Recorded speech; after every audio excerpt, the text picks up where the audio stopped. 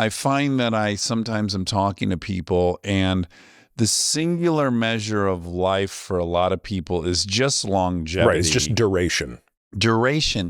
And I look at some of these people. I remember when Paul Walker died, and this is probably... Did you know Paul? I never met Paul. Shockingly, because we were it's amazing given your intersecting overall, car culture-y stuff. It seems like I would have, and I have friends that were friends with him and adored him. But when he died, obviously it's super sad. But there was some part of my brain that was like, if you were to have measured somehow the amount of experience he had on planet Earth in that period, I would argue that very, very few people had lived a bigger life or more of a life or had traveled more and met more people and had more experiences and had more heightened everything. So, what I would not want is a very boring, subtle existence with no mountains and valleys for 130 years. That just doesn't appeal to me at all. And then I also am not overly saccharine about death in general, in that I remind myself, it's sad for the people left behind. It's not, if I believed in a higher power and stuff, maybe I would have a different view. But for me, it's like, you're alive and then you're not, and you don't know you're not. So there's no period of being sad that you're no longer alive. So when I just put all these things into evaluating, I don't know that I'm as sad as other people are, because I think a lot of these people ended up living 10x the life of someone that lives to be 110. And then if you presented me with the options, if I live like Senna to 34, or I live like some of my neighbors growing up to 105, I would pick Senna's. I think I would. And I engage in a lot of behaviors that are dangerous and people scratch their head at. And I just feel like this is the only version I want of it. So whatever the consequences, I am knowledgeable of it. I accept it. Hey everyone, welcome to the Drive Podcast. I'm your host, Peter Attia.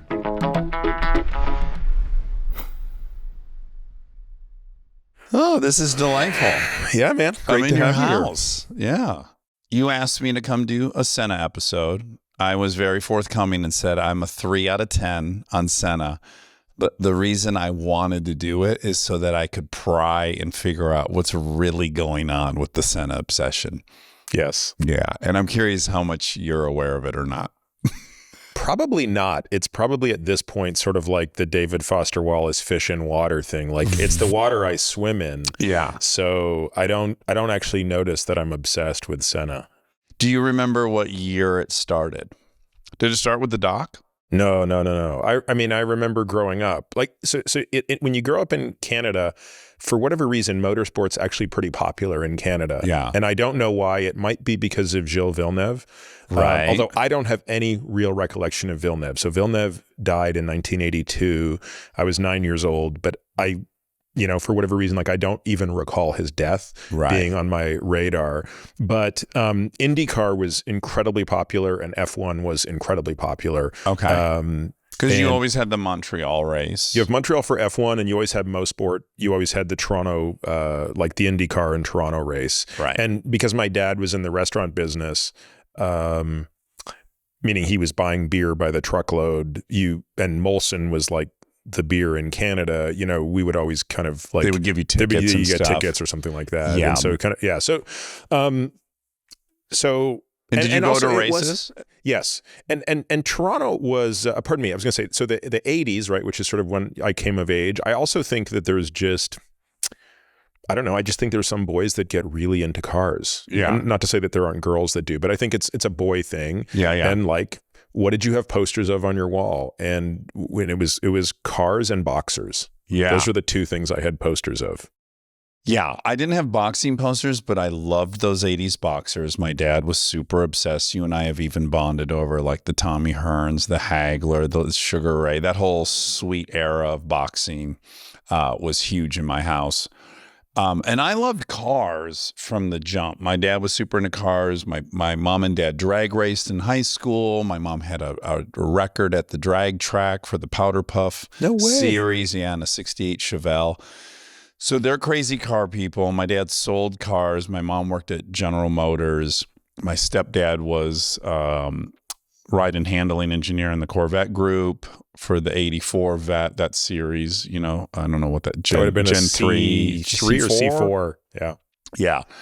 So obsessed with cars, but never overly obsessed with racing. Would go to Belle Isle to see IndyCar because my family worked in the automotive business. We too would end up with tickets, and you'd go, and it was just there's no TVs anywhere. There's no coverage, and you virtually just watch the profile of a car for 1/10 of a second. And I'm like, I don't know, I can't buy in. Yeah, I think that even today, I would say F1 is one of the sports that is infinitely better from a total experience in terms of understanding what's going on television, especially given how good TV is now. Yeah. That said, I still go to probably 3 races a year, sometimes 4, because the sound is, even though nowhere near as good as it was in the era we're about to discuss. Right. And once the hybrid era came in 2014, it sort of, I think, forever took a little bit of,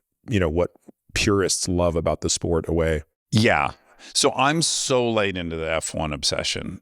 The first racing I started actually loving was MotoGP, probably 20 years ago. So very into MotoGP, would watch F1 occasionally. I'm like, this is the stupidest sport. They don't ever pass. Nothing happens.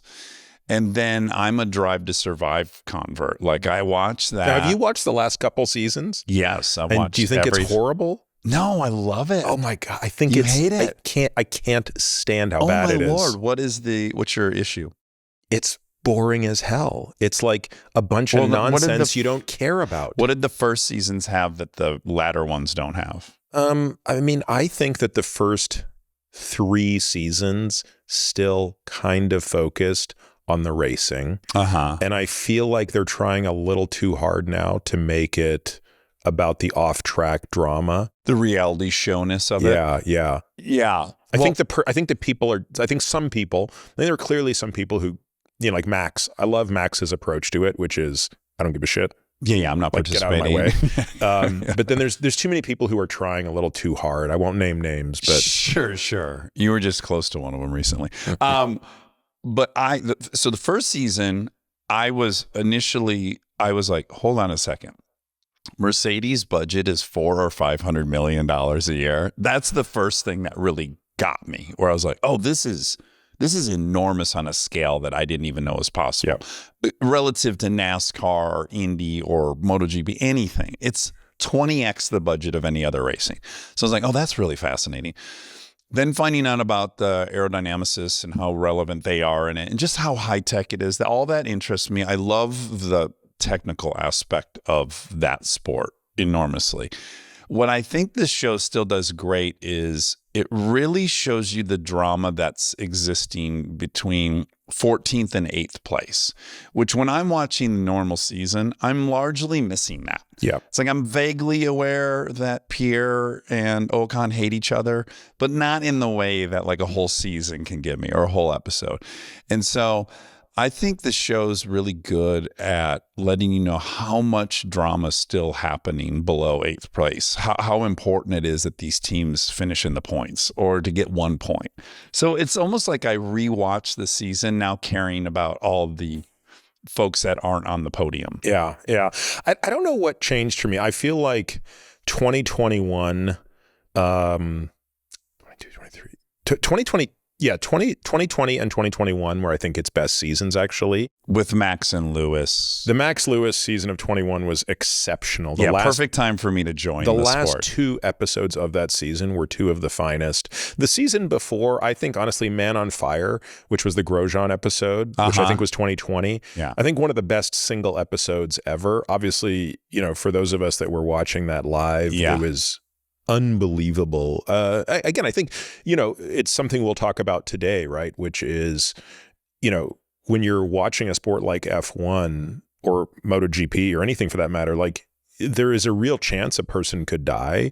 And it's really frightening when you see some of these accidents. And yeah, but for the most part, I don't know about you, for the most part, that's not even on the table for me. And then occasionally one of these things happen and I go, oh, that's right. They are going 205 miles an hour. It doesn't really matter how you build this thing. Yeah. There is some likelihood that something and maybe that's why, because I've been a fan for so long, I still have the visceral reaction to big shunts, because there was a day when those were almost all fatal. Yes. Yeah, I don't know what the chart is from the 70s till now, but obviously it's just been in a nosedive, yeah, so right? I can tell you, basically in the mid-1960s until the early 1980s, so about a 16-year period of time, F1 was a killing field. Right. And that meant that on average, probably 2 to 4 drivers died a year. Now, I want you to think about that in the context of what you watch today. You and I have been talking all week about the many things that have changed so dramatically that it's almost impossible to reconcile that it used to be that way. We were both watching Turning Point. Yeah. A great doc you recommended. And I'm watching it. And again, I have awareness of this. I remember learning this. But to learn that in one night of bombing of Tokyo, 87,000 people died. That's more than all of Vietnam by a factor of 30,000 one night. Yeah. And you're like, oh, we don't have the appetite for any of that stuff anymore. I don't think if the sport 2 people were dying, that would be, 1 in 12 races we would see someone die. I just don't think it would exist now. Right. So, yeah. And again, I wasn't watching the sport during that period of time, but not long after, I was going back and watching video of it. Right. Yeah. So when do you start watching it religiously? In the 80s. In the late 80s. You're a kid. Yeah. And are anyone you're friends with watching it with you, or you're all alone on this? Yeah, not really. It's not it's not, and it's not my obsession. My obsession is much more boxing. Did your dad watch it with you? Nope. And then, by the way, it was very hard to watch live because, again, another thing you take for granted today. Cable. Yeah, you can watch things whenever you want. Like back then, it was always odd, bizarre hours and stuff like that. You would have had to wake up at 2 a.m. Yeah, you catch it on delay. By the way, when I got to med school and became friends with a guy named Paul Conti, who actually, haven't you had Paul on your show? I know that name. Yeah, I feel like you might have. I've gotten to that point where 800 people, I'm starting to forget some names. Well, it's embarrassing. Anyway, Paul, who's no stranger to this show, when we met first day of med school, immediately connected over both our shared obsession for F1 and for Senna. That was like talking to a guy who was going through kind of a similar experience of watching things at odd hours and things of that nature. Yeah. But look, just as the 80s was kind of a golden period for boxing, with the fact that you had Hearns, Hagler, Duran, Leonard, Wilfred Benitez, all of these guys that each of them are Hall of Famers, and yet they were all fighting each other all the time. Yeah. In an era where it meant something to be the middleweight champion of the world, or the welterweight champion of the world. Julio Cesar Chavez. Yeah, he was a little bit later. Yeah, lightweight. But yeah, a guy who fought 90 fights or something. Yeah, I mean, he was undefeated into his 90th fight. Yeah, it's insane.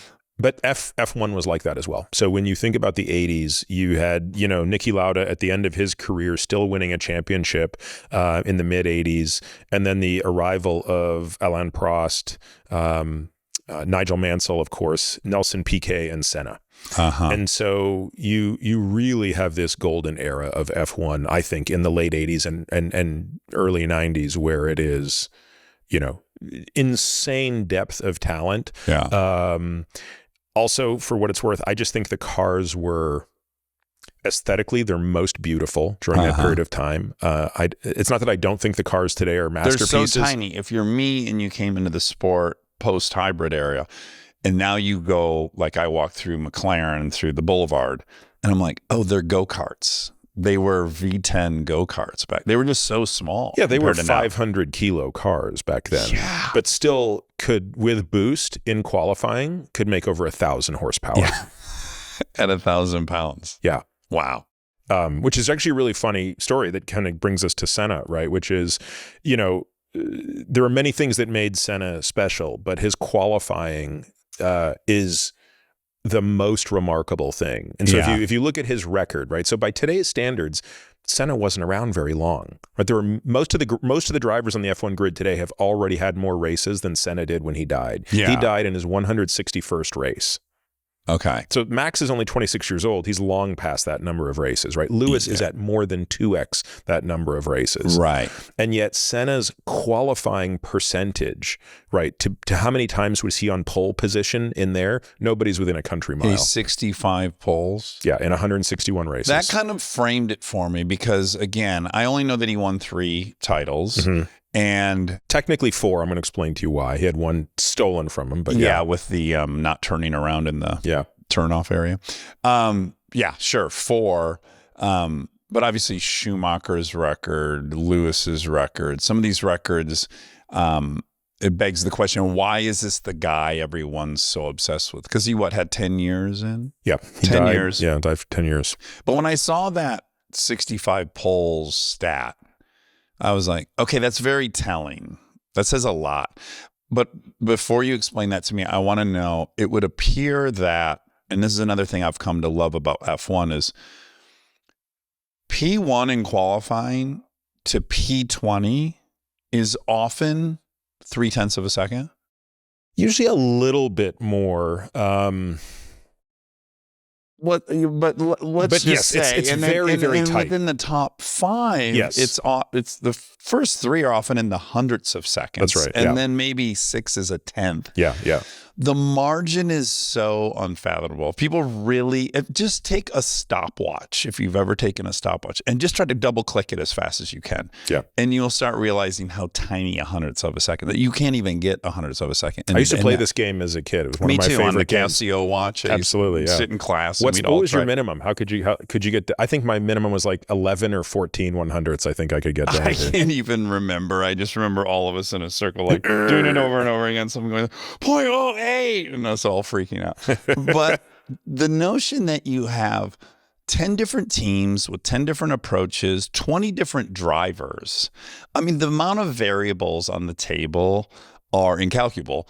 Yet you slam it all together and somehow it's all within a second, or it's all within 0.3 of a second or hundredths of a second. That part is, I think, almost incomprehensible. Well, let's use that as an example. Because I think in the 80s, the delta was much bigger, yeah? Not necessarily. And by the way, the delta between teammates is the delta that matters. Right. That's where you're seeing the delta between drivers. Yes. Because, let's use my favorite example, which is arguably considered one of the most epic, legendary stories of Senna, which is qualifying for the 1988 Monaco race. Okay. So at this point, Senna is the rookie on the team. This is in the MP44, the car that to this day is regarded as the greatest car ever in F1. This is what you have a replica. This is this car here. Yep. And so what made this car special? I'm shocked you don't have that tattoo, but we'll talk about that later at some point. We should discuss that. That would, imagine that down my back. Yeah, it'd be glorious. So sweet. Your wife would be so excited. So that car won 15 of 16 races between he and pros. Yep. And the race that it didn't win, Senna got taken out by a back marker. So it's like that they would have won 16 of 16 races. So the closest we've seen to that is last year's Red Bull, right, which won all but one race. But the reason most people would still argue that that was the technically superior car was the race that Red Bull did not win last year, which was Singapore. Yeah. They didn't lose because of some fluke. Like the car legitimately couldn't perform in Singapore because of the bumps in the road and the ride height. Yeah. So Senna's the rookie on the team. Prost is the 2-time world champion, the reigning world champion. And they're at Monaco, which is generally regarded as the most difficult circuit. Yeah. The margin for error is non-existent. Another feather in his cap, right? He's got the most wins at Monaco. He has won Monaco 6 times, officially 7 times if you include what happened in 1984, which we can talk about. Yeah. This is where he puts it into the wall at the 56. No, that's in 88. Oh, okay. In 1984, what happened was he started at the back of the field. He was in a Tolman, a piece of garbage car. In rain. But it was raining like cats and dogs. And of course, the other thing that makes Senna very special, we keep adding to why is he special. Yeah. No one could ever drive like he could in the rain. Right. And that's the real marker. 3 standard deviation. Yeah. So you've got a field of world champions in superior cars in front of him as a rookie, not just a team rookie, his F1 rookie year, 1984. He's in the Tolman, right? He's driving a garbage truck back there, but it starts raining cats and dogs. and he is, by 2/3 of the way through the race, he is closing in on Alain Prost. And in the final lap of what would become the final lap, he passes him. But the referee, the race stewards decide to halt the race at the preceding lap, and he is still awarded second place, which is unfathomable as his first podium. The first major fucking he receives from the FIA, right? Exactly. Exactly. Yeah. This would become a pattern. Yeah. So then we should add too, Monaco is the hardest track to pass on in the whole calendar. Today, it's impossible to pass on. Back in the day, you could pass because the cars were smaller. Okay. You could, again, I would not advocate for getting rid of Monaco, but one could make a case that the cars have outgrown the circuit. Right. But Monaco to this day is still one of the most exciting qualifying. Oh, by far. Yeah, because the stakes are so high. Yeah.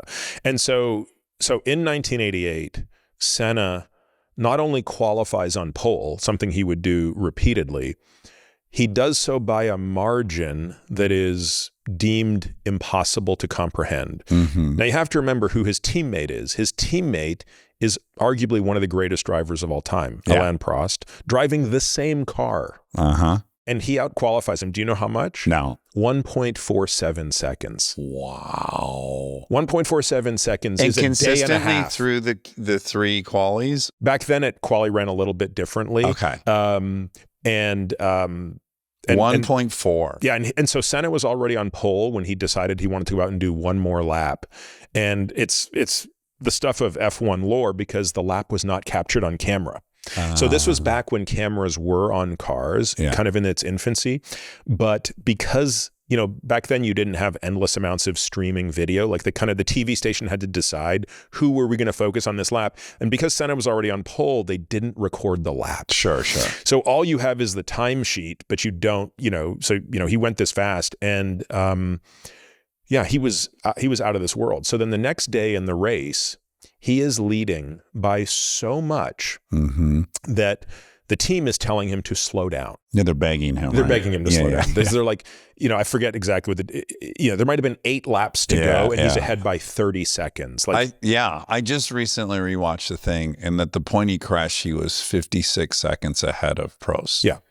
He could have pushed the car to the finish line and still won. Yeah. And and he lost concentration for a nanosecond, a very rare event in his life. Yeah. And crashed, and and then devastated. So angry. Can you imagine the self-loathing? He's so angry that he literally got out of the car, threw his stuff, and went to his apartment. Yeah. For 3 hours. Yeah. And nobody could find him. Yeah. So Joe Ramirez, I think, eventually went and found him, and his housekeeper had to let him in because she was instructed to tell everyone that he was not around. But that's just an insane example of. And the other thing about Senna during qualifying is the reason he was so good at qualifying, especially in that era, is the cars in that era ran a much higher horsepower during qualifying. Okay, right. They dialed them way up. They dialed them way up in a way that they don't do it today. Today, you're not playing with that. Today, you're playing with tires, fuel load, and battery pack. Right. So basically, today on a quali setup, you can discharge battery much more, and you basically aim to finish on fumes and no battery life. Right. But back then, it was a totally different horsepower, and you couldn't race at that horsepower because you didn't have the reliability. And truthfully, a lot of drivers, including Prost, including Lauda, were like, it's too freaking dangerous, man. Yeah. That's way too much. Yeah. Well, they're at some point, right? They're in the 12 and 1400 horsepower range. Certainly 1200, yeah. Yeah. These are naturally aspirated V10s, V12s. Yeah, the compression must have been ear-splitting. Yeah, I think at some point these things were redlining up to 18,000 RPM, if you can believe that's even the physics of that is possible in a car. Out of a V8 or a V10? Probably the V10s were probably the 18. most I mean, that's more than a screaming. motorcycle motor revs too. I don't know. The MotoGP guys told us they were up to 18,000, didn't they? Well, if you recall, there wasn't really consensus when the person said that. One guy said 18, another guy said 16. But I don't know. I think it's more around 15, but whatever. Either way, it's just incredible. Yeah, it's terrifying. But Senna has, so there's the record. There's the dying early. That's very James Dean. Yep. There's a lot of elements that bolster people's fascination with him. For me, I like him because he seemed like an outsider. The Brazilianness of it all makes me like him more. But also, and I don't know how comfortable you're going to be with this word, he was very sexy.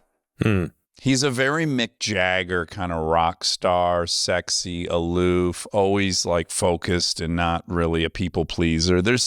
I think there's an added element why we love Senna and these intangibles that aren't about the record. And I wonder what personality-wise you think of him. Well, it's really funny because, and this is, I would bet that you have examples where you will relate to what I'm about to say, which is, I think growing up and through his life and death, it was mostly about Senna the racer. It's after his death I've learned much more about him because remember, he died in 1994. I was in college when he died. When he died, like, I didn't have an internet to read more about. Like, so much of what I know about him today is based on things I can read that I couldn't read then. Also, I've become close to people who knew him well. Right. Yeah. And so I can now learn about him as a person.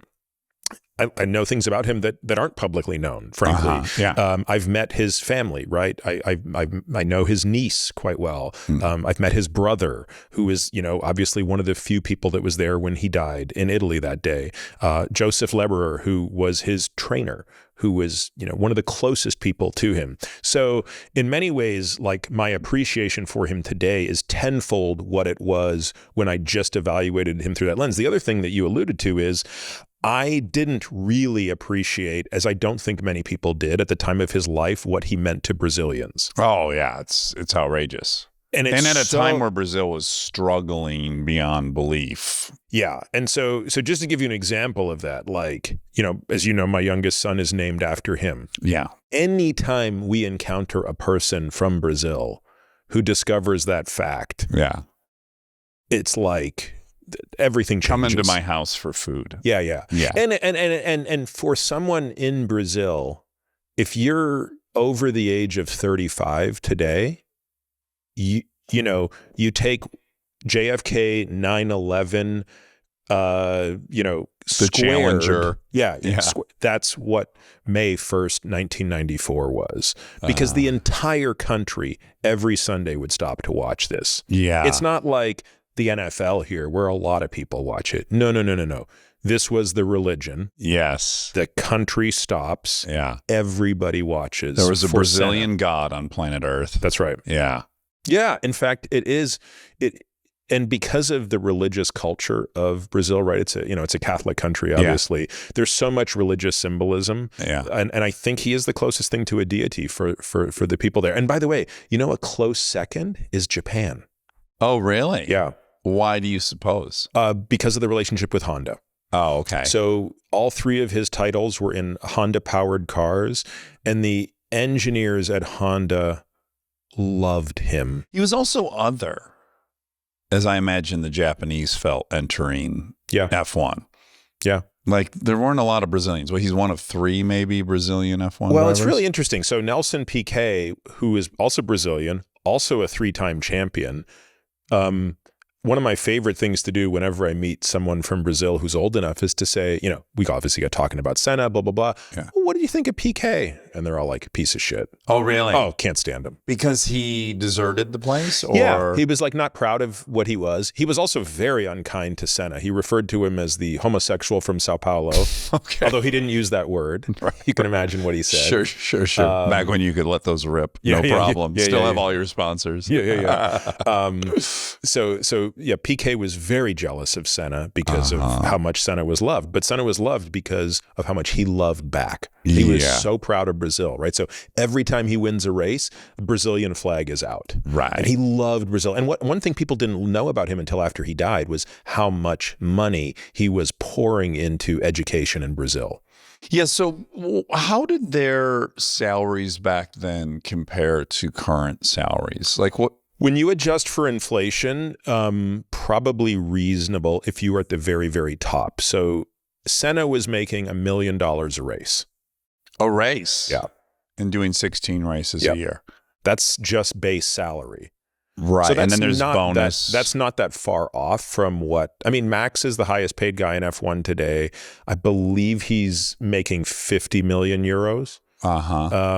So. And keeping 50 million euros living in Monaco. Yeah.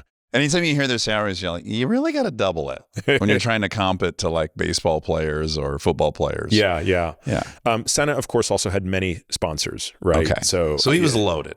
Yes. But the family was already loaded. He came from a wealthy family, so he was not without, but he probably made somewhere on the order of $250 million in his lifetime. Oh, wow. In the 80s and 90s. Yeah. Wow, that's impressive. Yep. But there's some, I have to imagine there's some archetype about him that you like beyond the racing. And I'm wondering, is it the outsiderness? Well, I think it's the fact that he was, look, if we're going to get really deep and philosophical, I think it's that he's flawed, right? Like he's not a perfect person. Okay. And nor did he try to represent himself as that, right? Like he could be overly emotional. And I think even though it's very sad, and I'm sure we will talk about his death in detail. I do believe, I don't believe the most commonly held view of his death, which was that it resulted from the steering column failure. I actually don't think that's what happened. Oh, really? No. You have a different take. I do have a different take. Although I used to, for many years, for probably 26 years, I believed that he died because the steering column failed. I thought I had heard that, like, is it an aileron? What is the piece that was on the suspension that had come off? Oh, I'm sorry. That's what actually killed him. That's not in dispute. Okay. Yes. No, the suspension, why did he crash? Why did he crash? Yes. Okay. Yes. And people have said, I don't even know this, that the steering column failed? Yes. So we should, yeah. So the conventional view, the widely held view of Senna's death. So maybe just to tell people how the circumstances of the death. So he was in a race called Imola, which took place on a horrible, horrible weekend, April 29th, April 30th, and May 1st, 1994. Going back to something we talked about earlier, there had not been a death in F1 since Gilles Villeneuve died in 1982. Okay. Now, 12 years later, on that Friday, during the first practice, another Brazilian driver, Rubens Barrichello, has a brutal crash. He's just laying in the fucking straightaway. What's amazing is he was only concussed and split open, but actually survived. Senna was shaken up. Yeah. Senna was like... That was in practice? It was an FP1. Senna was, this was like a kid that he was mentoring. Okay. And he saw him in the hospital and was very shaken up. Yeah. The next day, a rookie, Roland Ratzenberger, who Senna also had taken under his wing and had actually introduced that weekend to Joseph Leberer, his physio, who was also Austrian. Roland was Austrian and Joseph was Austrian, so Senna had introduced them that weekend. Roland was killed in practice that weekend. And this was the first death in F1 in 12 years. Wow. I'm going to tell you a weird sidebar to this. So do you know Craig T. Nelson? Yeah. He was racing that weekend there. Really? He was at that race. He raced prototypes for years. Oh, I didn't know that. Oh, he was he paved Willow Springs at one point when he was on coach. He has a lap record and a prototype there. It was his life. He spent every penny from coach on racing, and he was there that weekend, weirdly. Wow. Yeah, racing. And he said it was quite an eerie weekend as well. Yeah, there are so many things about that weekend that are really upsetting. One of them is that the race should have been canceled after Roland's death. So if a driver dies on the track in Italy, the law is the race is done. Oh, really? Yes. Roland died on the track, but the organizers of the race wanted the race to go on, so they airlifted him out of there to pronounce him dead at a hospital. Oh, wow. But they were doing cardiac massage on him at the track. He was absolutely dead.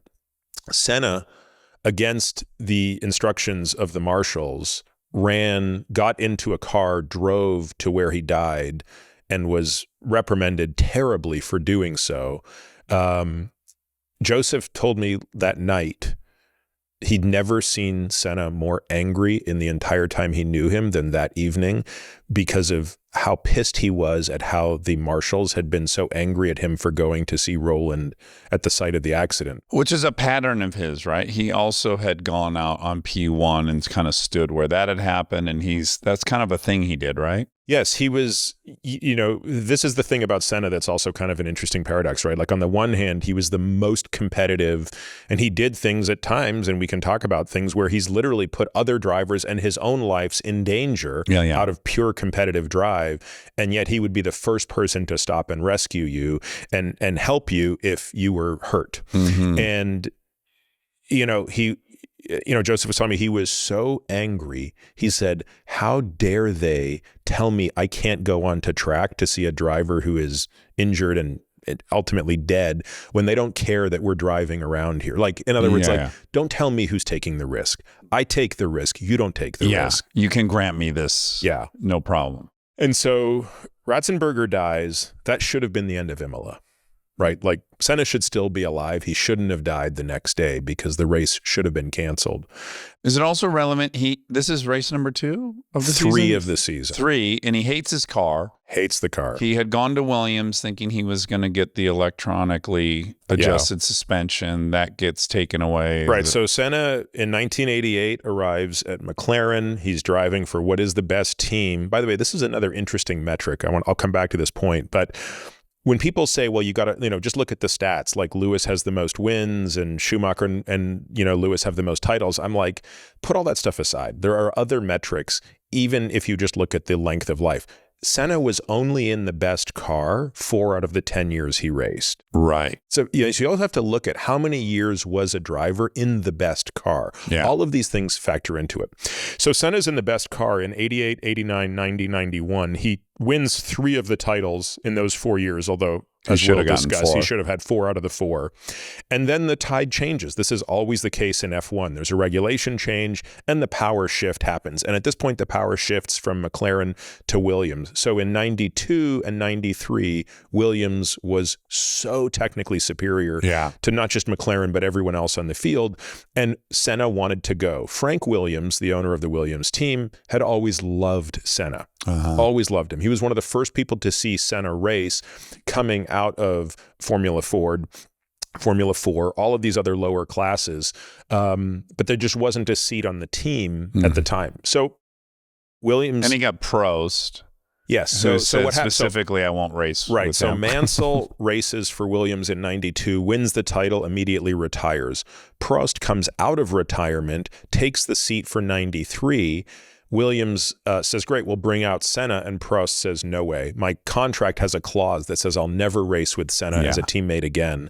So Senna spends 1 more year at McLaren. Funny story there, by the way, is he was having a contract holdup with McLaren, and to sort of flex his muscles a little bit, he came to the U.S., did a day of testing in IndyCar. Oh, really? And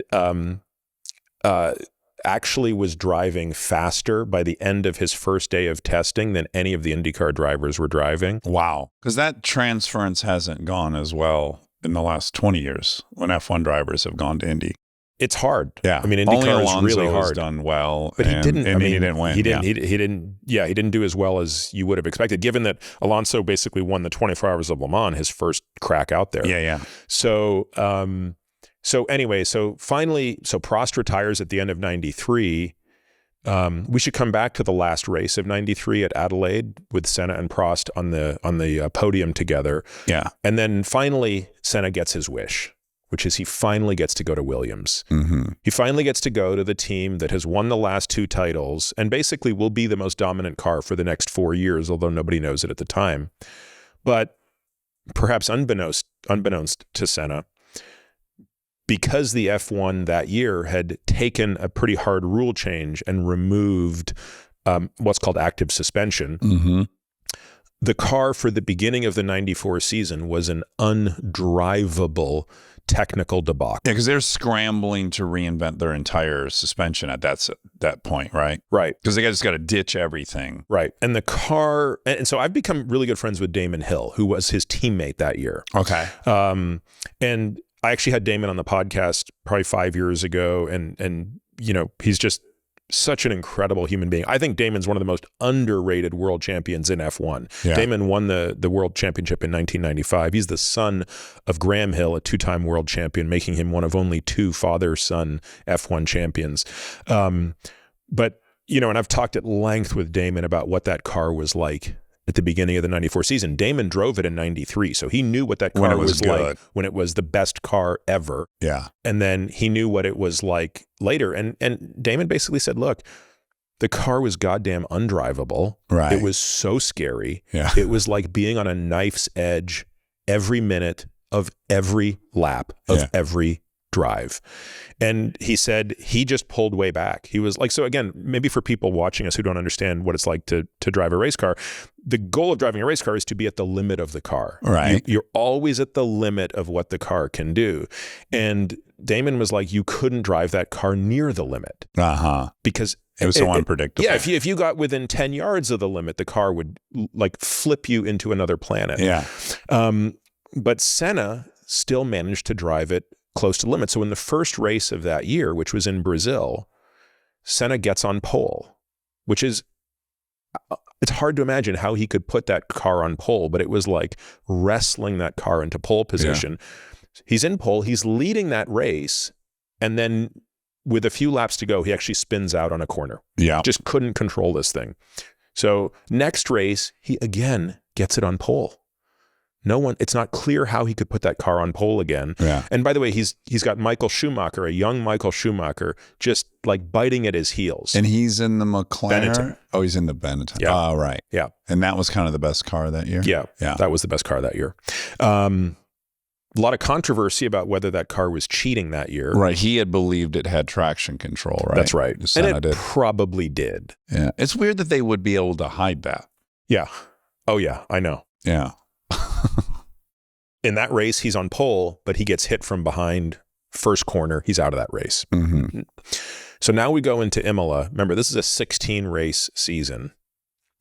2 races are down, and he has 0 points. Schumacher has won both of those races. He's got 20 points. Yeah. So he's feeling the weight of the world on his shoulders. He has to be perfect for the rest of the... He has to be perfect for the rest of the season, and certainly he has to win this race in Imola. Mm-hmm. I mean, non-negotiable. Now, up until that point in time, Senna already has the record for most wins at Imola. This is a circuit he knows well.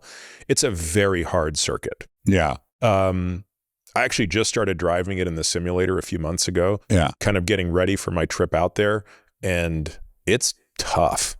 Yeah, I remember, was it 2 years ago, 3, it was just an entire yard sale lap 1, then a complete restart, then another yard sale. That one has spectacular crashes. Everything goes wrong, right? Yeah. So you start out with what we talked about. On Friday, you've got Barrichello nearly dies. Yeah.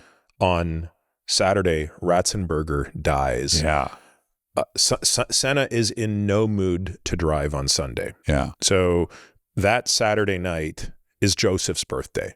Joseph Leber his birthday is April 30th. Okay. So these guys always celebrate Joseph's birthday. Yeah. And on that night, they're out at a pizza place, and obviously it's just the most somber mood, and they're not celebrating anything. And Senna's incredibly angry about the scolding he took for going to see Ratzenberger. Yeah. And he is very unhappy with the car, doesn't feel that the car is safe. That day he had spoken with Niki Lauda, and Niki had encouraged him, as now the most senior driver in F1, now that Prost had retired, that he needed to bring back the Drivers Association for safety. Okay. So that didn't exist at that It had moment. sort of fallen by the wayside. Yeah. And this is something that Jackie Stewart had led in the early 1970s when the drivers sort of said enough is enough. Like, we can't just be dying at this every rate. other weekend. We have to take safety. We have to make it a high priority. And so Senna agreed that the next race at Monaco, they would reinitiate the driver's safety sort of group. And Senna said to Joseph that night that it was like kind of the first time ever he didn't want to race. Like he didn't want to really race the next day. And Joseph said to him, he goes, look, no one will fault you if you don't right now. Like, and Senna said, there's no way I can't race. The people of Brazil need this, and they're hurting way more than I am. Mm-hmm. So you ask me, like, why am I obsessed with this guy? It's kind of like the death wish in a way. It's like, but also realizing like it's bigger than him. Like he really felt like, I don't want to do this. I don't feel safe doing this. Yeah. But there's 100 million people who need me to do this. Yeah. And they're in worse shape than I am. Did you read The Fountainhead ever? Because this would be a good parallel. The people, I read The Fountainhead, loved it. The lead character is roughly based on the architect, Frank Lloyd Wright. But he is a man who always knew what he wanted, always had a vision, never compromised, pissed a lot of people off, Howard Rourke, but ultimately was always right. And I think that archetype, when you're a young man, is incredibly appealing. It was to me. Like, yeah, maybe I know what's right. I don't have to listen to anyone else, and then I'll be proven I'm right at the end of it. And I just wonder how much of he's a high level of disagreeability, wouldn't you think? Like, oh yeah, Prost was great at playing the political game. The head of the FIA was also French. It clearly was helping him with every dispute between he and Senna. And Senna was just so disagreeable and outspoken and didn't give a shit if anyone liked him.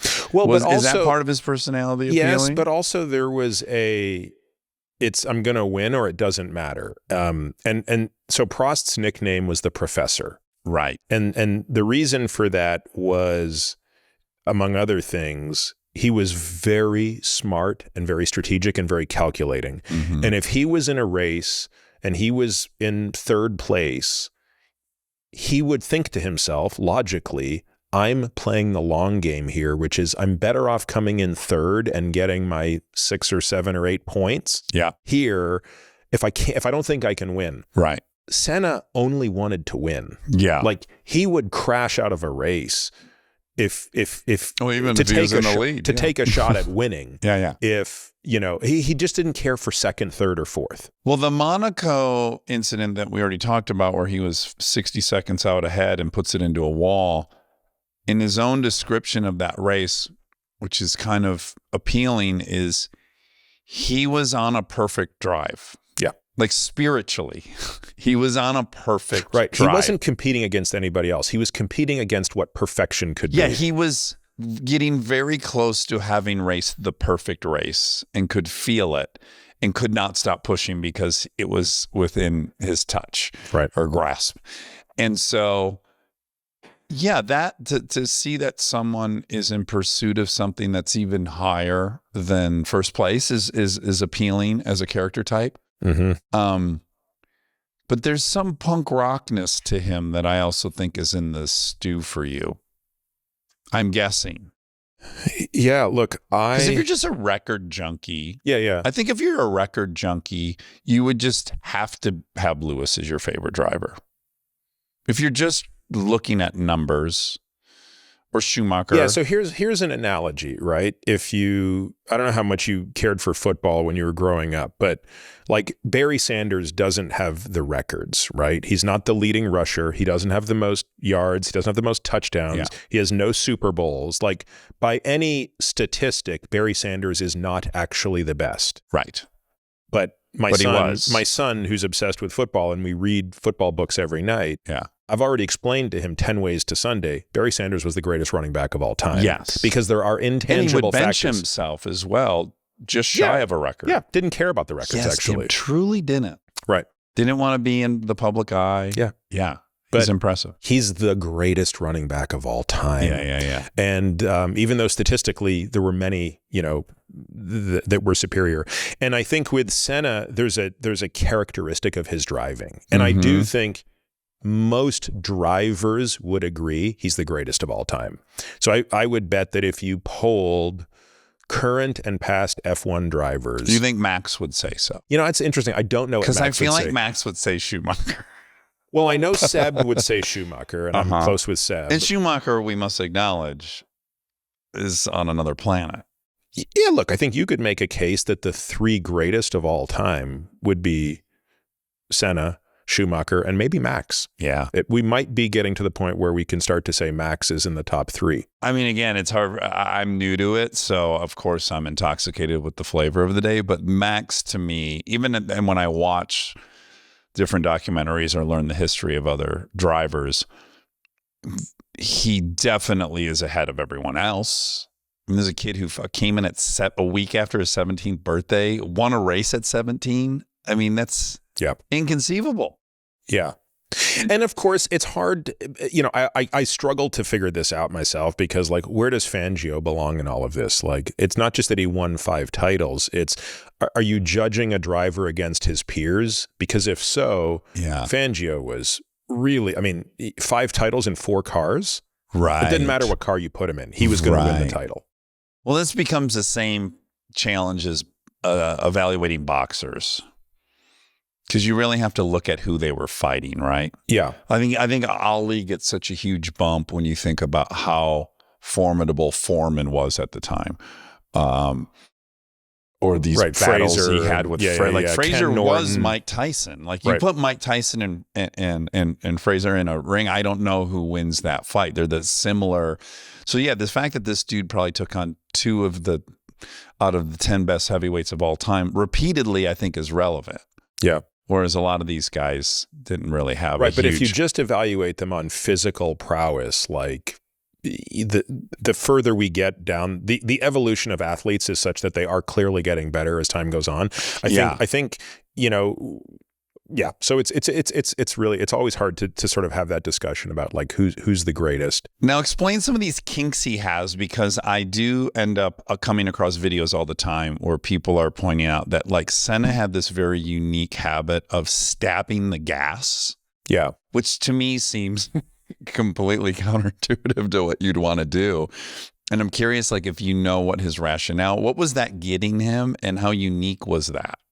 It was very unique. And so just so people understand what you're saying, Senna had a habit of when he was coming out of a corner, so the way the regular mortals like us drive is we come back onto throttle gradually. Roll it on. If you come on too much, you're going to lose the rear of the car. Yeah. And that's the way you go. So you're coming off the brake, you're coming onto the throttle. Yeah. Smooth is fast is the mantra. Smooth is fast. Yeah.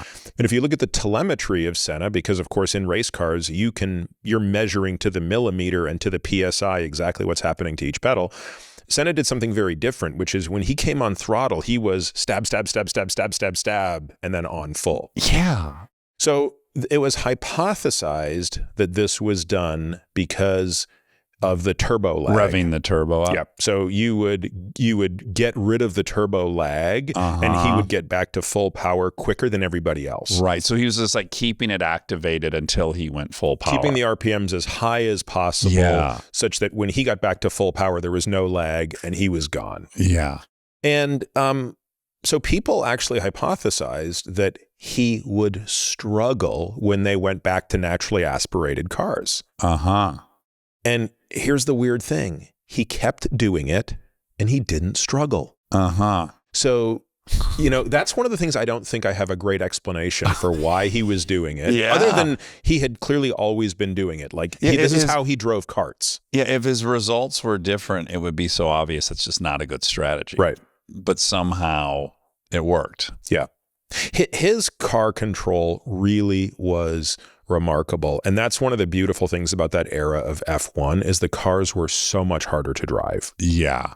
And less downforce, no power steering, manual shift, like a manual gearbox. Yeah. In fact, if anybody's just kind of doubting what we're talking about here, you just need to pull up, and we'll probably include it in the show notes, a couple of onboard Senna drives in places like Monaco, where you have to be able to drive the car, you know, within, most people would take it within a foot of a wall. He would take it within 3 inches of the wall to maximize the size of the track for him. And he's doing this one-handed, no power steering while shifting. Yeah. Totally different. Totally different animal. Were those sequential? Yep. At least? Yep. And did they have to use a clutch? Yep. They did. Oh, yeah. He's blipping. He's clutch. Okay. He's clutch, blip, shift. Yeah, there's also, I just recently saw a great video of him driving an NSX. Oh, yeah. The loafers? Yes, with the loafers on, and he's just sideways on the pedals, and he's so fucking busy. Incredible. Yeah. And what seems obvious is it might be his first time ever driving the car. He's just driving at 100.1%. Yeah. Well, he helped them develop that car. So that's another reason why there's such a love relationship between the Japanese and Senna, is the Honda engineers loved him. Yeah. I've actually sat in his NSX. So really? He actually had an NSX, and it still sits at his brother's home in Sao Paulo. Oh, really? And when I met his brother, he said, you want to come down and sit in the car and start it up? And I was like, is this a trick question? Yeah. So you where sure? does he rank? Because like, to my knowledge, Schumacher had an incredible engineering mind. He was very, very mechanical, and they say he could help them develop the car in a way that most drivers couldn't do. Where was Senna's technical aptitude for actually developing the car? Yeah, very similar. There is footage of him actually building an engine on his go-kart and stuff. Yeah, very, very similar. And he was very, very committed to giving feedback. So where I think the engineers, and I'm hearing this secondhand, not firsthand, but where people would talk about this was the feedback he could give to the engineers was remarkable. Yeah. There's a great story about him, getting injured, right? And not being able to drive the next day during testing. And one of the other drivers having to come in and sort of, cover for him. And Senna came in just to listen to how the other driver gave feedback to the engineers to make sure that it could even be trusted. Like he was they didn't mess up the car with that feedback. He was just that particular about everything you have to be able to say. And as someone who drives a car myself, like it's hard to put in words like how dumb I am. Yeah. Like I'll go out in a car and I'll know that it's not right. Yeah. But I can't tell you why. I know this. So I raced for a season in the Super Trofeo series in Lamborghinis. And by the way, I have rebuilt engines in cars. I am really mechanical, but actually articulating what I think needs to happen, I find to be like an entirely different knowledge that I don't have currently. Yeah, there's just a lack of... I can tell you if it's understeering or oversteering. I can tell you some basic stuff. But to come in and go like, it needs 2 clicks on the suspension on the right rear for turn 7, I'm like, ugh, I can't do that. No. I'm furious that I don't have that that's knowledge. Exactly how I feel. I can tell you about the balance of the car. Yeah. I can tell you if I have too much or too little front grip or rear grip. That's the extent. I know. And it's like 10 years I've been driving, and that's the best I can do. And by the way, I think it still exists dramatically in current F1 crop of drivers. I think there's very few that can give them super specific feedback the way that like Schumacher or I guess Senna would. I don't think there's a lot right now that can do it. I know some personally that have admitted that they know very little about what's going on with the car. Yeah. But again, I feel like Max, even when I hear him communicate on the radio, I'm like, well, he's definitely a grade above everyone else as far as his understanding of what's going on with the car. And then Alonso also seems to have like a really deep knowledge that he can articulate to them. Yeah. But I feel like that's like this big chunk that no one really talks about all that much that I think is really important. The like longtime champs seem to really have that. Yeah. I don't know what Lewis's aptitude is. I haven't been able to really assess that. Yeah. Let's go back to the day of the dreadful race. So Senna manages to somehow wrangle pole for the 3rd consecutive race of that season. With a terrible car. With the undrivable car that is on a knife's edge that he somehow manages to put on pole yet again. And he is, he has to win this race. And on the first lap, he gets away clean, and 7 cars behind him, one of the cars stalls on the grid, gets plowed by another car, immediate safety car. This was back in a day when the safety cars were insanely slow. They were like little Pintos. Today, you know, most people would notice that they have the fastest street cars available. Yeah, they got the GTR cars. AMG. Yeah, and the reason for that is these cars have to be kept moving quickly to keep the tire temperature high. Yeah. Again, this is something that I understand that if you've never driven a race car, you've never thought of, because when you're driving on the street, it doesn't matter. But the temperature of the tires is everything. Yes. If the tires are cool, they are bricks. It's like driving ice bricks under the car. Yeah. So you know, if people are watching F1, they maybe notice during a formation lap or during a safety car, the cars will weave side to side. That's to put friction in the tire. You have to keep the tire warm. And so you want a safety car to be able to go as fast as possible. Can we add one thing? This is one of my favorite things to try to get people to wrap their heads around when they're learning about F1, which is you have this team that in some cases may have $400 million at its disposal. They have literally the best aerodynamicists on planet Earth. They're better than Adrian Newey's better than anyone at NASA. Right. The little tiny bits of carbon fiber wing, if you sit up next to close to a car, it's boggling how advanced and technological this thing is. And then the engine itself, this 1.6 liter motor that's making 1,000, all of it is so next level tech. But then you have to remember, all of it has to transfer through 4 rubber tires. That's right. This is this great neutralizing fact about Formula One. It's like, it doesn't really matter what you do to that car, because at the end of the day, you will have the built-in limits of a piece of rubber touching asphalt. And they all have the same tires. Yes. I think it's one of the most fascinating aspects of it is just how much tech leads up to, at the end of the day, 4 pieces of rubber on asphalt. And you'll never transcend that aspect of it. Yes. And today, it's such a differentiating factor, not because they use different rubber. They don't. They all have the same compound. But the difference between, say, Max Verstappen and Charles Leclerc is not necessarily who's faster over one lap, where Leclerc may be actually faster over a lap. It's that Max is way better in terms of getting more pace out of a tire for longer. Yeah. And that's why head to head, there's no comparison between Max and Charles, is one guy always knows how to maximize the life of his tire. Yeah, they generally give credit to the car design in that situation. You'll hear them go like, oh, Ferrari's rough on their tires. They heat them up really quick, which is why Charles is able to get pole position a lot. But in a race, their tires go out 3 laps before everyone else. Yeah, so it's hard to parse out like what is driver. But then you watch their teammates, I guess, is the only way to really figure that out. And yeah, Max is almost never in tire trouble. Right. Yeah. And this is actually, I think, during Lewis's prime, because he's obviously on the downslope of his career now, but when Lewis was at his prime, it was probably one of the things he did better than anybody else on the grid. And it's not a sexy thing, so you don't get a lot of credit for it. Yeah. But when you can really, quote unquote, manage your tires, it's a remarkable advantage. Yeah. And you're right. At the end of the day, it's like all the engineering in the world still has to be transmitted through those 4 contact points. It's kind of comical. Yeah. So safety car comes out, and this is, again, back in the era when safety cars were slow. Senna was a very big critic of this. So he was a very vocal critic of how slow these safety cars were, and he would be on his radio yelling, saying, that thing has to go faster, it has to go faster, it has to go faster. So they spend the next 5 laps, or pardon me, they spend through the 5th lap cleaning out these cars. So as the safety car pulls in, it is the end of the 5th lap.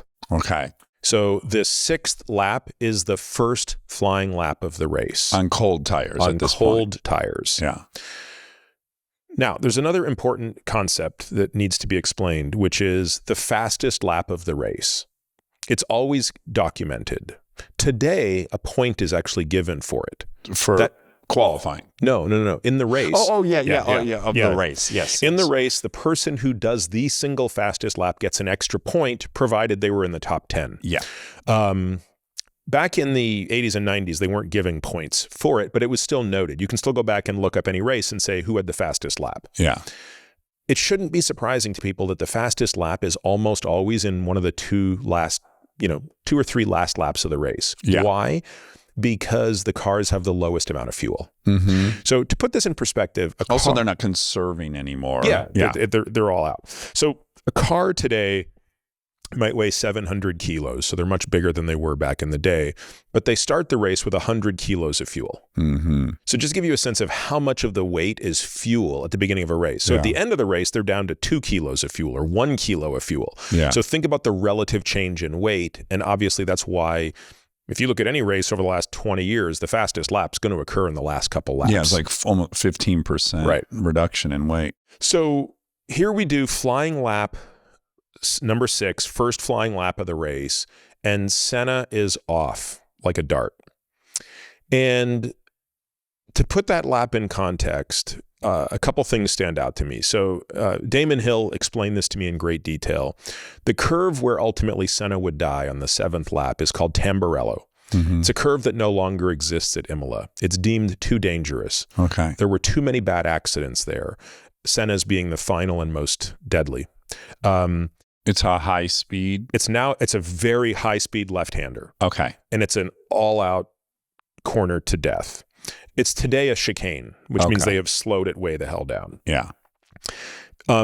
Every corner has a driving line, meaning there is a line you take to get the best angle. And there are a few times when drivers do not take the driving line. Yeah. And as Damon explained to me, nobody took the driving line at Tamburello because it was too bumpy. Oh, okay. And, to be on a bumpy line when you're going probably 205 miles per hour, you would just choose to go a little slower and drive on a smoother part of the track, even though it's a longer distance. So as they came through, so Tamburello is near the beginning of the lap. So Tamburello is like the first big curve of the lap. So as they come past the start-finish line to lap 6, Damon notices that even though they're on really cold tires, Senna takes the racing line through Tamburello. And he's thinking to himself, what in the hell is he doing? Yeah. Like, why would you take this risk? Yeah. And his car is bottoming out. So it is sparking like crazy. Yeah. Now, we will never know if indeed Senna had a slow puncture in his tires, meaning that he run over some debris during the 4 laps when they were going over where the crash was that was leading to a slow loss of pressure in his tires. Yeah. Or was it just that his car, the tires didn't have enough temperature in them and that's why the pressure was so low. But either way, he is sparking like crazy, taking the racing line through Tamburello. And right behind him is Schumacher and right behind him is Hill. And of course, they're not going to take the racing line. They're offline, taking the smoother part of the curve. Well, at the end of the 6th lap, Senna has driven what is either the second or third fastest, what will be the second or third fastest lap of that race. Really? On a full tank of fuel and ice cold tires. Wow. That just gives you a sense of how hard he was pushing. Yeah. Do you almost think it's in response to having been rattled going into the race? Because I certainly have experienced this where you're scared and then the inner monologue starts going, fuck you, you fucking pussy. You're going double hard. Like as a response to the fear, do you think there was an all-inness to it? I don't know that it was in response to the fear. I think it was he had to win that race. And there's something that people didn't know until after the race. Would be gone. There was that, but also when he died, you know what they found in his car?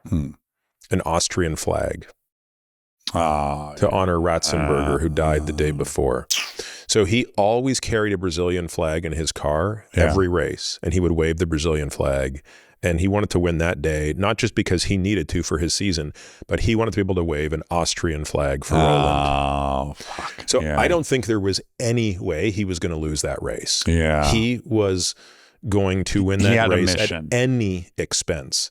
And this is a guy who's normally possessed to win every race. So you just take that up a notch. Yeah, yeah. And so as they finish lap 6, he's now pulling out from everybody. They enter lap 7. And this is the footage that people have seen 1,000 times before. It doesn't matter how many times I see it. I keep waiting for it to have a different entry. I keep waiting for a different outcome, and it never happens. And as they're entering Tamburello, he drives straight off the track. Really? Straight off. Do you see him attempt to turn? So now I've watched this 100,000 times, and I will tell you what I believe is happening. Okay. And I will also tell you what Damon believes is happening. And I think that in many ways, even though Damon's view, which is now my view, and by the way, it's also Adrian Newey's view, right? So Adrian's written an amazing book for people who are interested called How to Build a Car, which is the definitive book on car design. He goes through every one of his cars that he's built. So it's a chapter per car. Yeah. And obviously one of the... We should add for fun, you can debate all day about who was the best driver, whether you think it's Schumacher or Senna. Right. You can't debate who the best designer is. He has 14 titles or something. It's sort of that's the most winningest human being to ever do this. Yeah. It's sort of like, I was telling my son, like, we can debate who the best quarterback and running back and things are. You can't debate who the best wide receiver is. It's the only position in football for which there actually is no debate. And that is? Jerry Rice. Okay. Yeah. Jerry Rice is so in a league of his own in football that, you know, it's really a question of who's second or third. Okay. But you're right. Adrian is in a league of his own. Yeah. And so when you read the chapter on the FW16, which was the car that Senna died in. Was that an Adrian car? Yes. Oh, it was? Oh, yeah. Oh, wow. Yeah. Oh, wow. This is, I mean, Adrian has talked at length about how difficult it was to, what does it mean when you lose a driver in your car? Yeah. And by the way, you know, Patrick Head, Adrian Newey, to this day, if not for the statute of limitations in Italy, would be in jail. Really? Because the Italian courts found them liable for that. Really? Yeah. But by the time they got to that decision, the statute of limitations had expired for whatever it was deemed manslaughter. So draconian rule, but really short statute of limitations. Yeah. Counteracted by. But the view of the Italian courts was that this was a design failure of the car. So let's maybe back up for a moment. When Senna got to Williams, he hated the car. Yeah. Not just because of how it handled, but he didn't like how he fit in the cockpit. Okay. So again, it's like all these things that he kind of took for granted at McLaren, which was having a car that was built around him. He gets to Williams and he doesn't fit in the cockpit. Right. And he doesn't like where the wheel fits. He's taller than most? No. It's just his style. He wants the wheel in a certain place and it's not. Okay. So they actually have to extend the steering column by some 6 inches to put it where he wants it. Okay. Well, in doing so, they had to make the steering shaft narrower than what the spec was called for. Really? Yeah. To keep weight down? Because they were adding length? No, to keep it at an angle that got it out of the cockpit, got it where he wanted it. Okay. What both Adrian writes, and I have spent so many hours discussing this with Damon, and I have gone back and watched onboard footage so many times, and the best onboard is from the car behind him, which is Schumacher's car. This is what I truly believe happened. As he entered Tamburello, which is a left-hander, he lost rear grip of the car when it bounced. So the way these cars work, they have a huge Venturi effect with the air between, like there's a perfect amount of air that must be between the floorboard and the ground. And when you bottom out, you momentarily lose all of that aerodynamics. Right. All the downforce. That's right. Yeah. And so what I think happened is he's going into Tamburello and because the car is bottoming out, either just because of how bumpy on the line that he is, or because his tires are cold, and or because he has a small, slow leak of air due to running over debris, the bottom of the car slides out. And it's possible I am convincing myself I can see this on the Schumacher onboard because I now am believing this. Yeah. But I really believe there's a split second where you can see the rear move. Now, it's worth explaining to people what that's called. That is called oversteer. Oversteer is when the rear wheels of a car are moving or turning faster than the front wheels of the car. Oversteer is a phenomenon that a driver will feel long before you see it. So you will see oversteer because you're spinning this way. Yeah. But you feel it in your butt before that, and you can almost hear it in the tires. You hear the loss of traction. So it's not surprising to me that you don't have to see much oversteer for Senna to have felt it. Right. So what do you do when you oversteer? So when a car is oversteering this way, you course correct by countersteering into it. So if the car is oversteering to the left, you countersteer right, and that snaps the back of the car in direction, and then you're backing a little bit off throttle, and you're coming back to throttle, and you're going. You don't have to be doing the throttle correction if you catch it quick enough. So you could stay full throttle and counter steer back. Yeah. What I believe happened is the car oversteered due to a loss of rear traction. Senna countersteered, and it immediately regained grip and shot him straight off the track. And what the telemetry shows is that he went on max brake and hit the wall. Okay. Now, the steering column was broken when the car was recovered. Yeah. And so the question is, did the steering column break from the collision, or did it break beforehand? Yeah.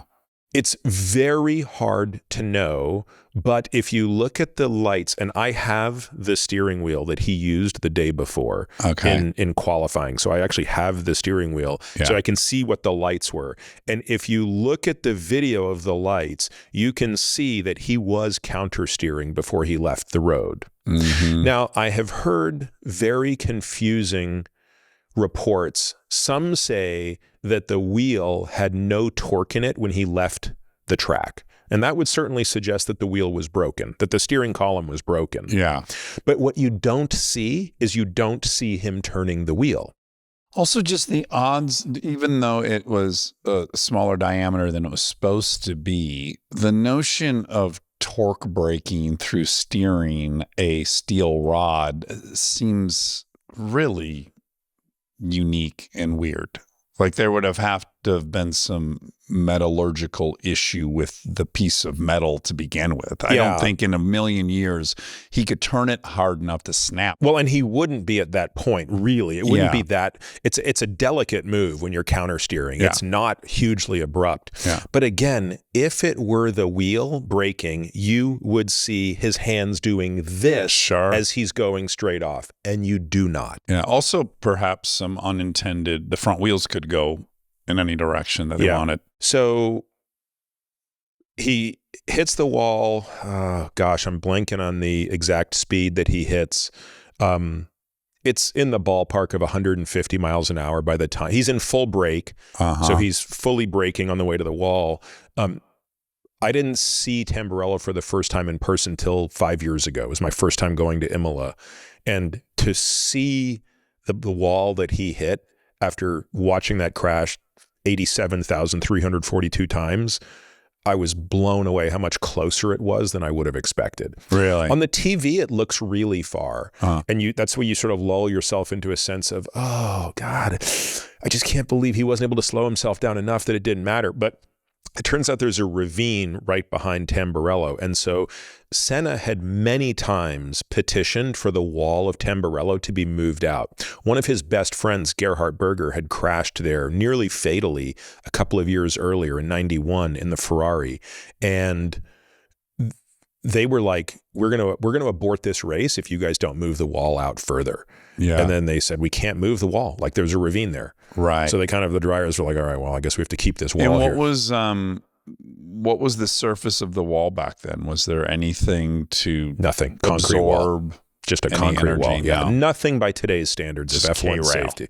Just literally a concrete wall. Yeah. Oof. And so he hits the concrete wall. The right front wheel comes off, and it's actually the suspension rod of that wheel that punctures his helmet. It's clear that he actually died at the track. Died a brain death at the track. His heart was beating. They were doing CPR on him, and they airlifted him to the hospital.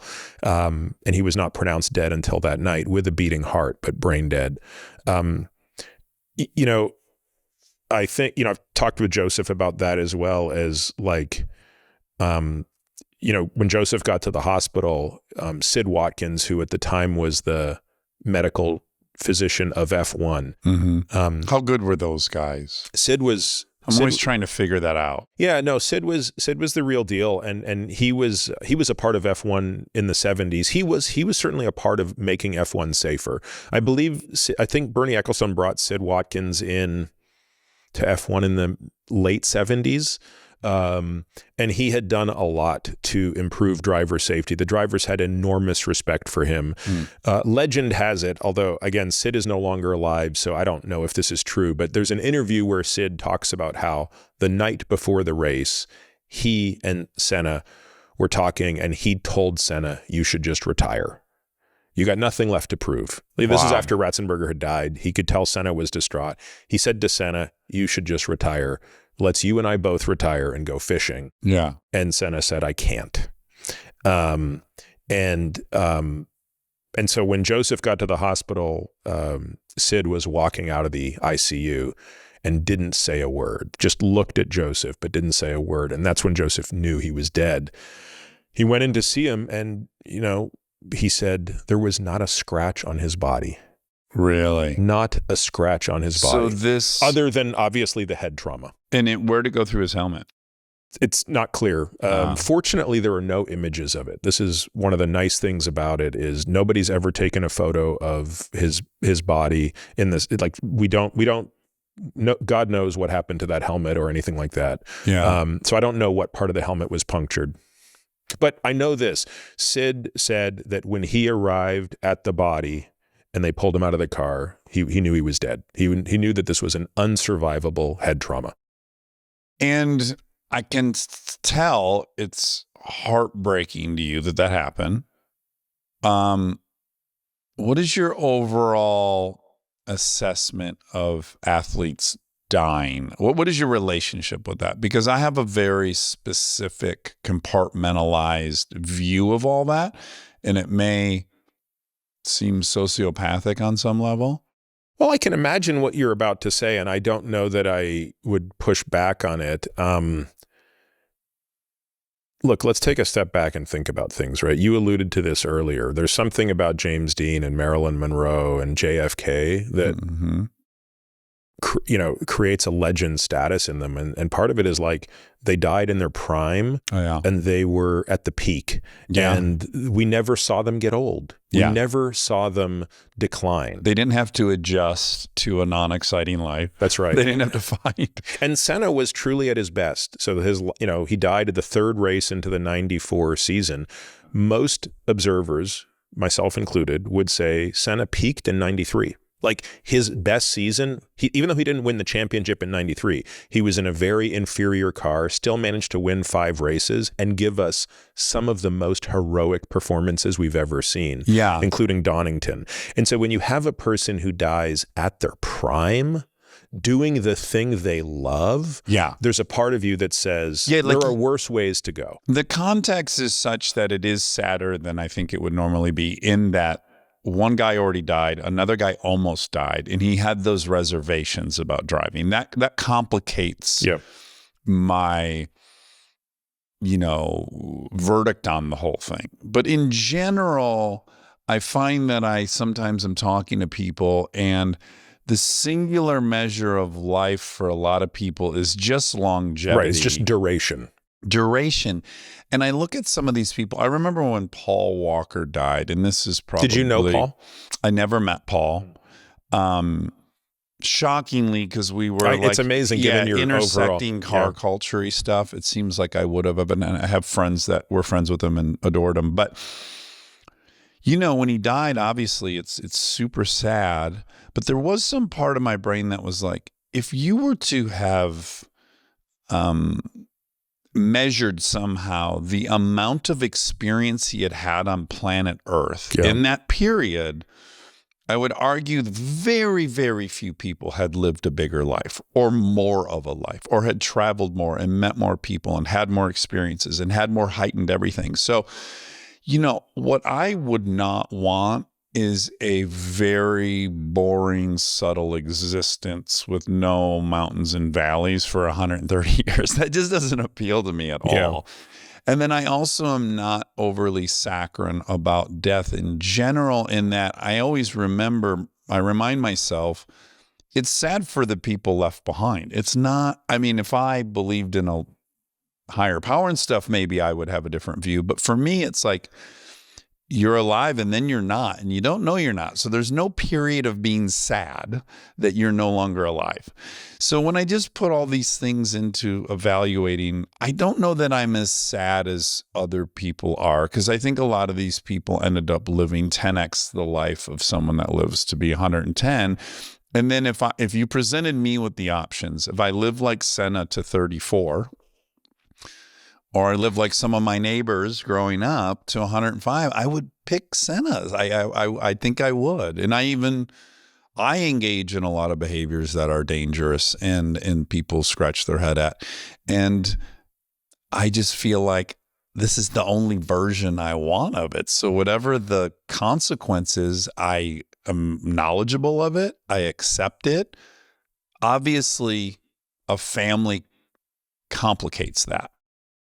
Yeah, I was just about to ask you that question, right? Yeah. So the legend has it that Enzo Ferrari used to keep tabs on his drivers based on different milestones in life, and he would discount their lap times based on that. So once a driver had a girlfriend, 0.2 slower. Right. Once he got married, 0.5 slower. Yeah. Once he had a kid, 1 second slower. Yeah. And it's just like, as the stakes get higher, you naturally just can't be all out anymore. It's interesting. So there's things I do where that crosses my mind, and there are other things that simply don't. And I think I think maybe from years of being an addict, my compartmentalization is very strong, psychopathically strong. So I can be doing one thing as like, I can rule out the whole rest of the world if I choose to. So when I'm driving on the 405 in Los Angeles on my multistrada and I'm lane splitting and I'm fucking flying like I did when I was a motorcycle messenger, those times I go, slow down. I want your little girls to have a dad for as long as they can. But when I'm on the track, just Monday at COTA, no one entered that's why I like the activity, is not only did no one in my life enter my mind, none of my problems entered my mind, none of my anxieties entered my mind, none of my goals in life were on the table. It's turn to turn, present. And in the present, it's just me and the motorcycle and the track. And for me, that buys me so much in the rest of my life. It is like, I imagine what people who do 3-month retreats in India get from meditating. It's just this very specific, elevated moment of clarity and presence that I don't know how I would get otherwise. So in that situation on the track, I don't ever think about it. I had a single moment where I had a race in Fontana, and it was when our oldest daughter, Lincoln, was probably only about 11 months old. She had never had a big cold yet or a sickness. And so she was really sick, which made her, if you have kids, you know, extra snuggly, extra docile. And I remember like picking her up out of the crib and I was holding her and she was so snuggly. And I did think, I got to get on the road to get to Fontana. And I thought, I really should stay here the rest of the day and snuggle this little girl. And the whole ride to Fontana, which is pretty far from where I live in LA, the conversation was, okay, you've gotten 5 trophies this year. What are we after? What is the number of trophies before the ego feels like you did it? You're a big boy. You're a man. What's the number? We should at least know. Are we after 20 trophies? Are we after 3? Is 4 enough? And I do think that line of thinking does enter my mind on many topics. Like, how many movies did you want to direct? You should kind of know. You shouldn't just kind of aimlessly be doing it. So it's interesting. I bounce back and forth, but I did decide after Fontana, I'm like, I'm giving this a rest. Also, a dude in the same series died in Europe. It runs the Super Trofeos series, I think ran in 3 continents, and a guy burned to death that same weekend. And so I was like, all right, we're not doing this. We did it. We're proud of ourselves. We're a man. We're all grown up, and we're going to stop this.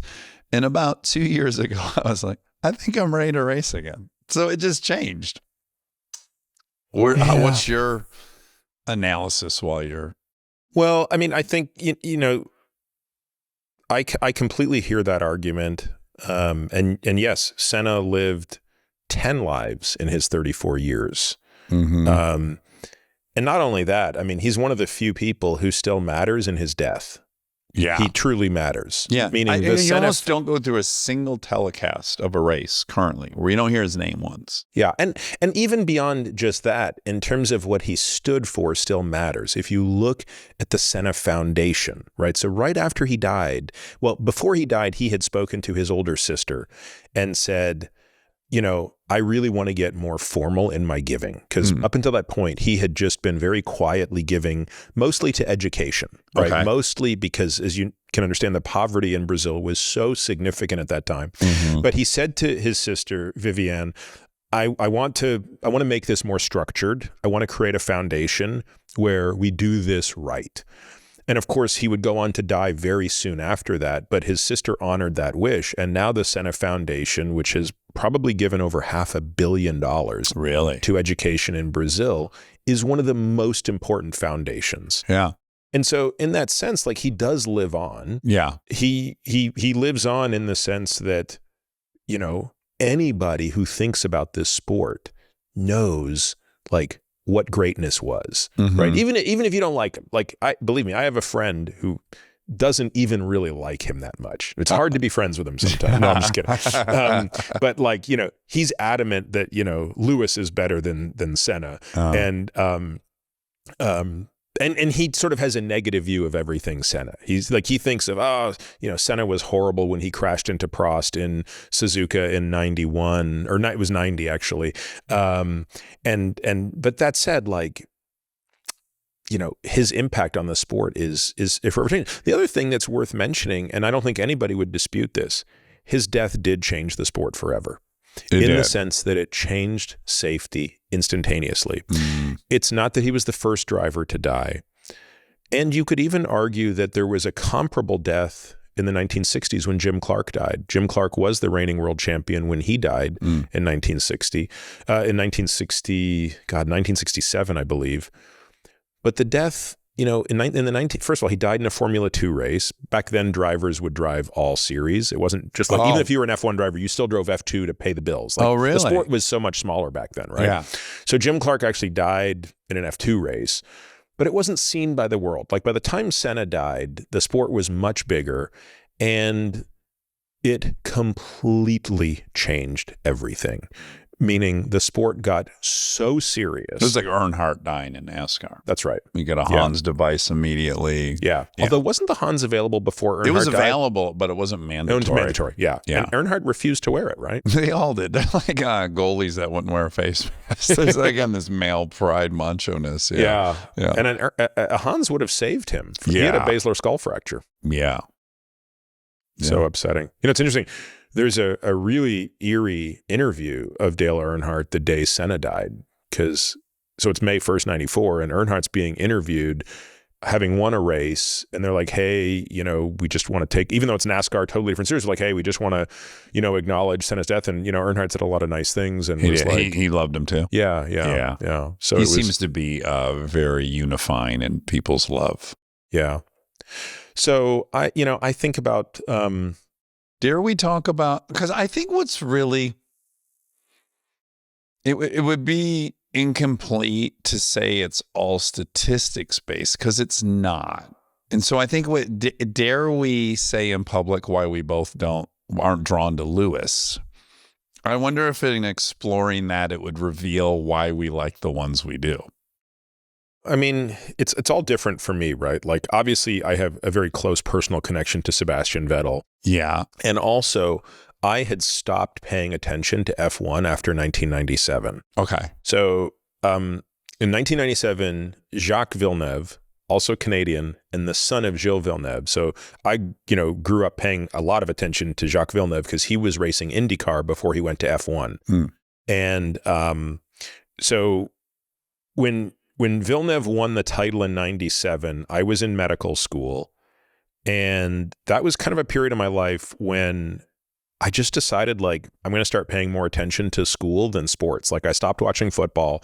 I didn't pay any attention to F1 at all, beyond like a little bit. So here we entered so Hakkinen won 98 and 99, and then Schumacher had that run of 5 victories. Yeah. I will say this, deep down, there was a tiny, tiny part of me that didn't like Schumacher and held him, and this is going to sound ridiculous, held him partially responsible for Senna's death. Because he was the one applying the pressure.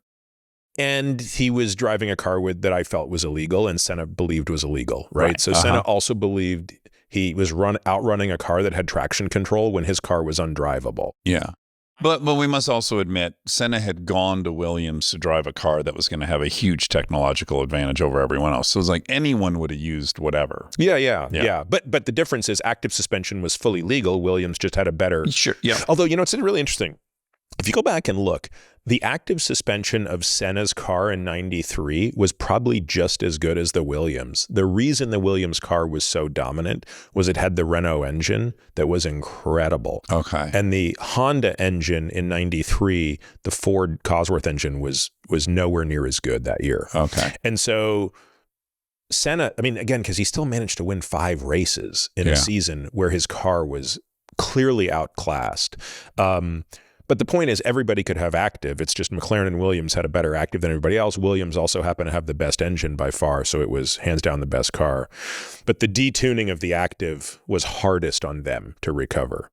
But I think that I didn't come back to paying attention to F1 until Vettel's years.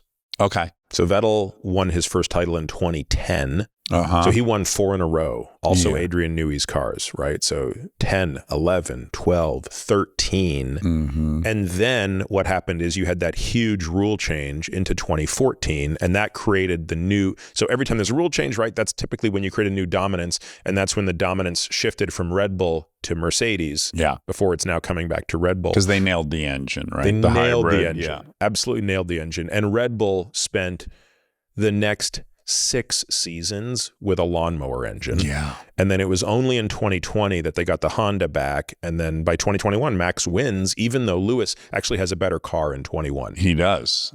I would argue a much better car. Yep. Yeah. Yeah.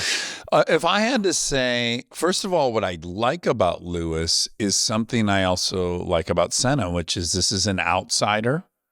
He brings like a rock star quality to it. He's like fashionable. He transcends the sport. I think all those things are cool. It's awesome that there's a black Formula One. Like I can't help but love that. But by the time I started watching it, the Mercedes was just so dominant. I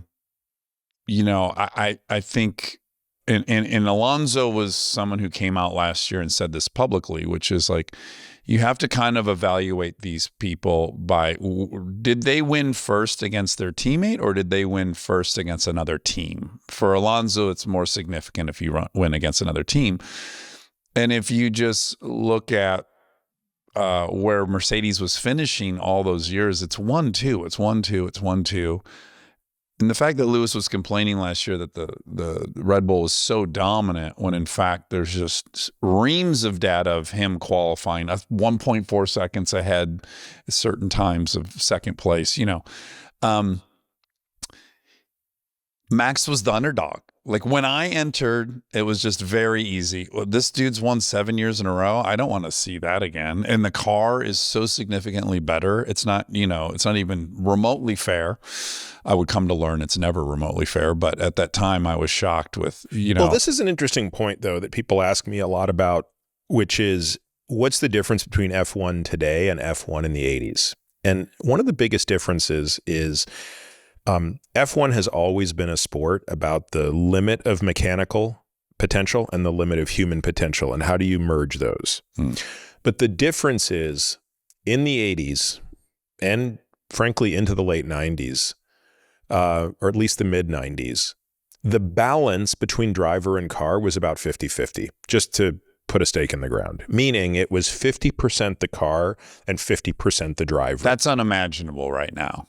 Correct. Today, it's probably 75-25, maybe 80-20. Yeah, I mean, with certain drivers, you could put it up to 25, but in general. Right.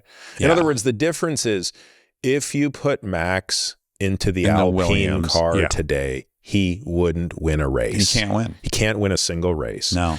And unless it's raining.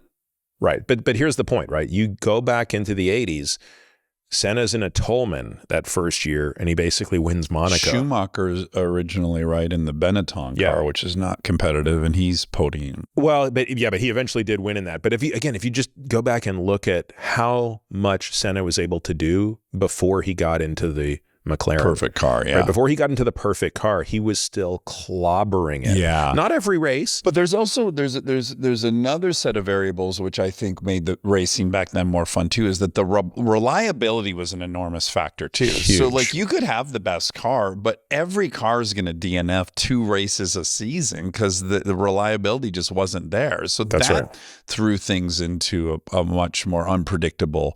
Now, when you see Max retire because of a mechanical failure, it's almost unheard of. How did this happen? Someone's getting fired. This doesn't happen.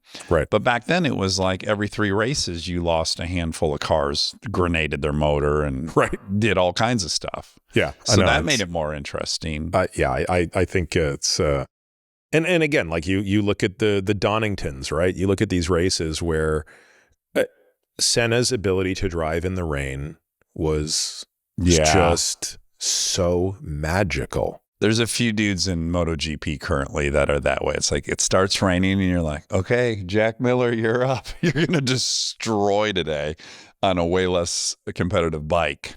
So Angelo Perillo, who just passed away exactly a year ago, but Angelo, who I never knew in person, but I got to know him through video. So I FaceTime with him a few times and had the chance to speak with him several times over the last 5 years prior to his death.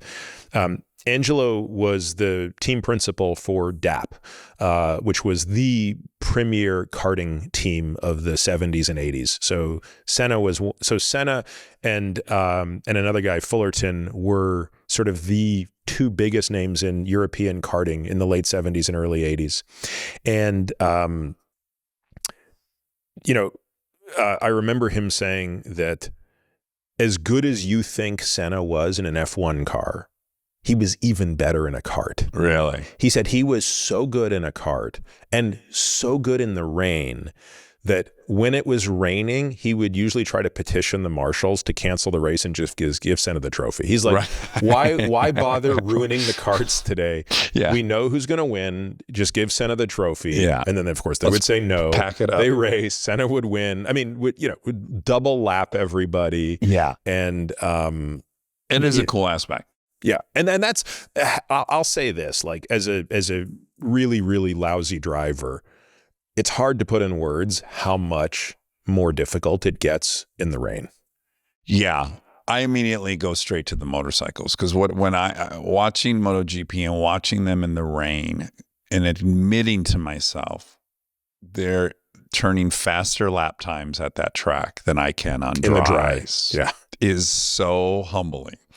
And yes, Senna on any track in the world, full downpour, would destroy you on the perfect day, which is so humbling. And again, it's like watching what he's doing. And you can see there's some amazing video when he's in the John Player special in 85. His first coolest win. livery ever, by the way. Yeah, it is. When he wins his first race in Portugal that year, it is pissing rain. He is driving down the straights and the car is doing this. Hydroplaning. It's literally dancing as he's going down the straight. And other drivers are spinning everywhere and anywhere. Yeah. That's a very special feel. And by the way, that's like you look at Max in the rain, he's head and shoulders above the others. He don't care. Yeah. Well, back to Lewis. So I can acknowledge that he is absolutely brilliant. I mean, the guy's absolutely brilliant. He's so smooth. He's so savvy. If I'm critical, he doesn't fight. And so who I've ended up loving in MotoGP is like Valentino Rossi's the god of all gods. I think he's the god of all motorsports. What he did, I don't think any car driver's ever done. And his willingness to fight, literally kick his opponent while they're in a turn, is that X factor that I'm so drawn to. So and how many people don't like him for the same reason? I mean, how often do you encounter somebody who, because again, there are people who would say, look, nobody fought harder than Senna, but then there's a subset of people that would say, well, they don't like that. Yeah. Yeah. Now, he has those two incidents where he was crashed into to take him out of winning a championship. And then he also crashed into somebody to secure his championship. And for me, I get it. That's what he's there to do.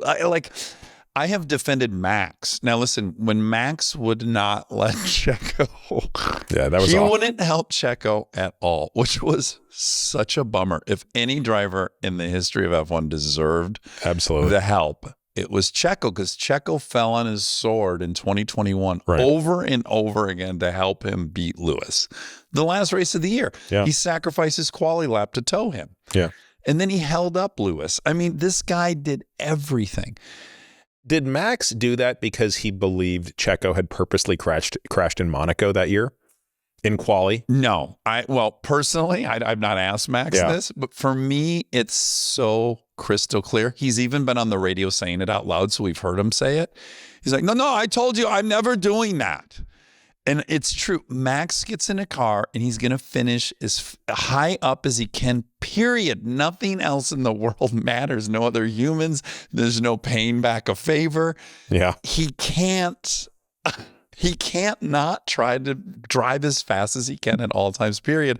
I love it. If you hate Max, of course you would hate that. No, it's deplorable, but I love him. So I'm like, no, he is a cyborg. He gets in the car and he's got to get the very best outcome that's possible, period. Yeah, it's like the scorpion who asks the turtle for, the story of the scorpion. So a scorpion and a turtle are on one side of the river, and the scorpion says, hey, can you help me get to the other side of the river? And the turtle's like, are you kidding me? Like, you're a scorpion. You're going to kill me. Yeah. And he's like, why would I do that? Like, you're going to help me to the other side of the river. And this turtle thinks to himself, well, that's true. He can't kill me because we'll both drown. Yeah. And sure enough, the scorpion hops on the turtle's back. They're going across the river, and halfway across, the turtle's like, ow, what the hell is that? And he turns and he says, you stung me. And the scorpion says, I'm sorry, it's my nature. Like, he just can't, it's like this. Yes. And yes, I think there's something to your nature. I guess I overlook it because I don't think he has the capacity to be generous. I think he has a single focus, and that's what I love about him. That's why I love watching him drive. And he'll die. It's so obvious. He'll fucking die in any given turn. That 2021 season was the greatest thing ever. It was what a time to I had only watched maybe 2 years up until that point, and to land at that moment. And of course, I loved Max. People love Lewis. I fought with many people over that last race. Which is so ridiculous. I find it so, do we have the same explanation? Which is we always unlap cars. What is everyone talking about? The weird thing that happened was that they didn't unlap the cars quicker. Yeah, and that, I mean, so the purist would argue, yes, you should have always unlapped the cars, but they should have unlapped all the cars. Great. Yeah. So let's say they would have unlapped all of them. We're in the same situation. Right. They didn't do them all. Great. But what is absolutely standard is they should have been unlapped, and probably earlier than they were. And so the other issue that everyone likes to neglect, by the way, when is people refer to that as the greatest injustice in F1, it only tells me how shallow their history is of F1. Well, also, it's very reminiscent, in my opinion, of the Prost-Senna battles. They always went to Prost. He got the call every time. And sorry, but from my point of view, Lewis had gotten every call that year. Absolutely. Every time they went into the turn at the same time would have been ruled a racing incident. Any other time, Max had to give up his spot to Lewis 10 times that year. And certainly if the roles were reversed, he would have been going in with more points to begin with. Also, he would have not given up a lap earlier in the race. There's a lot of things. I think actually what you saw is him succeed in spite of the fact that every call went to Lewis that whole season. Yeah, to me, that's the most interesting season because the better driver beat the better car. Yes. That was the closest. That's the first time you really saw that in a decade. Yes, totally. And the evidence is clear through, what's his name? Our favorite Finnish man, his teammate. Oh, Valtteri. Yeah, Bottas. Bottas is winning races. He's getting pole. I love Bottas, but I think his post-Mercedes career gives us a sense of where he's at in the pack. Yeah. And so the fact that he was regularly winning races and getting pole position, it's hard not to want to see them on the same team, but I don't even think it would be that fun to watch. Yeah. If you had to order who you think the fastest drivers are right now, what would you dare say out loud in public? I think Max is the fastest by quite a bit. I think Fernando is the second fastest. Again, you're asking me not in this. You're asking me who the best drivers are, not taking into consideration their cars. Correct. Yeah. I think Max like they're all in the exact same spec model. Well, but that's even a difficult question for the following reason, right? Which is different cars have different styles. Sure. The Red Bull is really built around Max's style. He likes oversteer. There's certain things he loves. Yeah.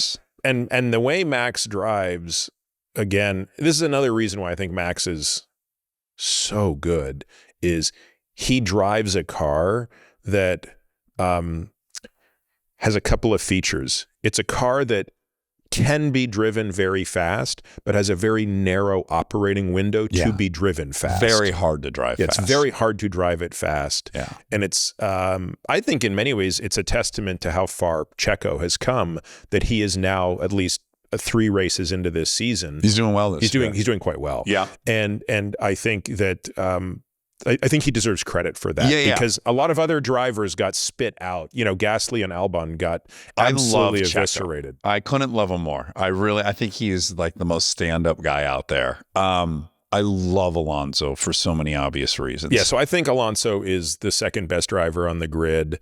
My question marks are, I think it's possible Lando is insanely talented. Yeah, I mean, I would love to see Max and Lando in the same car to see what would go down. I think that Lando has overachieved in that McLaren every single year and does things that are impossible. I also love Charles. It's interesting, Sainz is dominating him this year, but in general, I think, and again, we look at the pole position, why we would say Senna's so great. Like Charles' 1 laps are some of the best I've ever seen, where you're like, oh, how did he just pull that out? I think he's so special. So for me, I'm confused whether I think Charles or Lando's faster. Well, I mean, the problem is Charles, I think he makes too many mistakes in the races, right? Like he's, if you asked me 3 years ago, look at all the guys on the grid, how many of these guys will win a championship in their career? I would have said Charles, I would have said Lando, I would have said George. I'm not positive it will be any of them. I mean, it should be. It's hard to imagine at least one of them not winning a title. Yeah. But I don't think it's a guarantee anymore. I don't either. It just really drives me mad to see them in such different cars, especially Lando in the McLaren. It's just like, it was a dog. It was garbage. It was good for a few races last year. You're like, are they back? And then this year, there's no consistency, so I don't know what it is. But I was shocked to see how much faster he drove the car than Danny, who I love. Yeah, that was shocking. What do you make of Danny's stint at McLaren? I think I've never asked him, and we're friends, and I think that's why we're friends. I don't ask him any questions about F1, but my armchair expert analysis would be the car was built for Lando in the same way that the car is built for Max. I think that's very obvious that the car is solely designed for Lando's strengths. I think that's a big issue. I also think that third team in 2 years is unsettling and disruptive, and I just don't know that he ever found his rhythm there. I think some of it was mental, but I was shocked. I was quite shocked. I mean, he did win a race in Lando didn't, which I love. Yeah. And that gets into this other weird thing, the magic of people who can win and not win. It's like there have been basketball players that are as good as some of the guys that won. And there's some people are winners and some people aren't. I don't know what that magic thing is. But like Lando, as good as he is, he just can't finish above second is so interesting. And that Danny, who has won disproportionately for how consistent he's driven, of course he got in there and won. It's just interesting. And it was a great race to win at Monza. Yeah. It was exciting. Yeah, it is. And I think, Carlos, I think is having a great year. I want him, because Carlos has been so inconsistent. If there's something we can be critical of Carlos, it's like he drives like a striped ass 8 3 races in a row, and then he crashes 3 races in a row. And you're like, what is going on with him? But somehow the consistency seems to be there.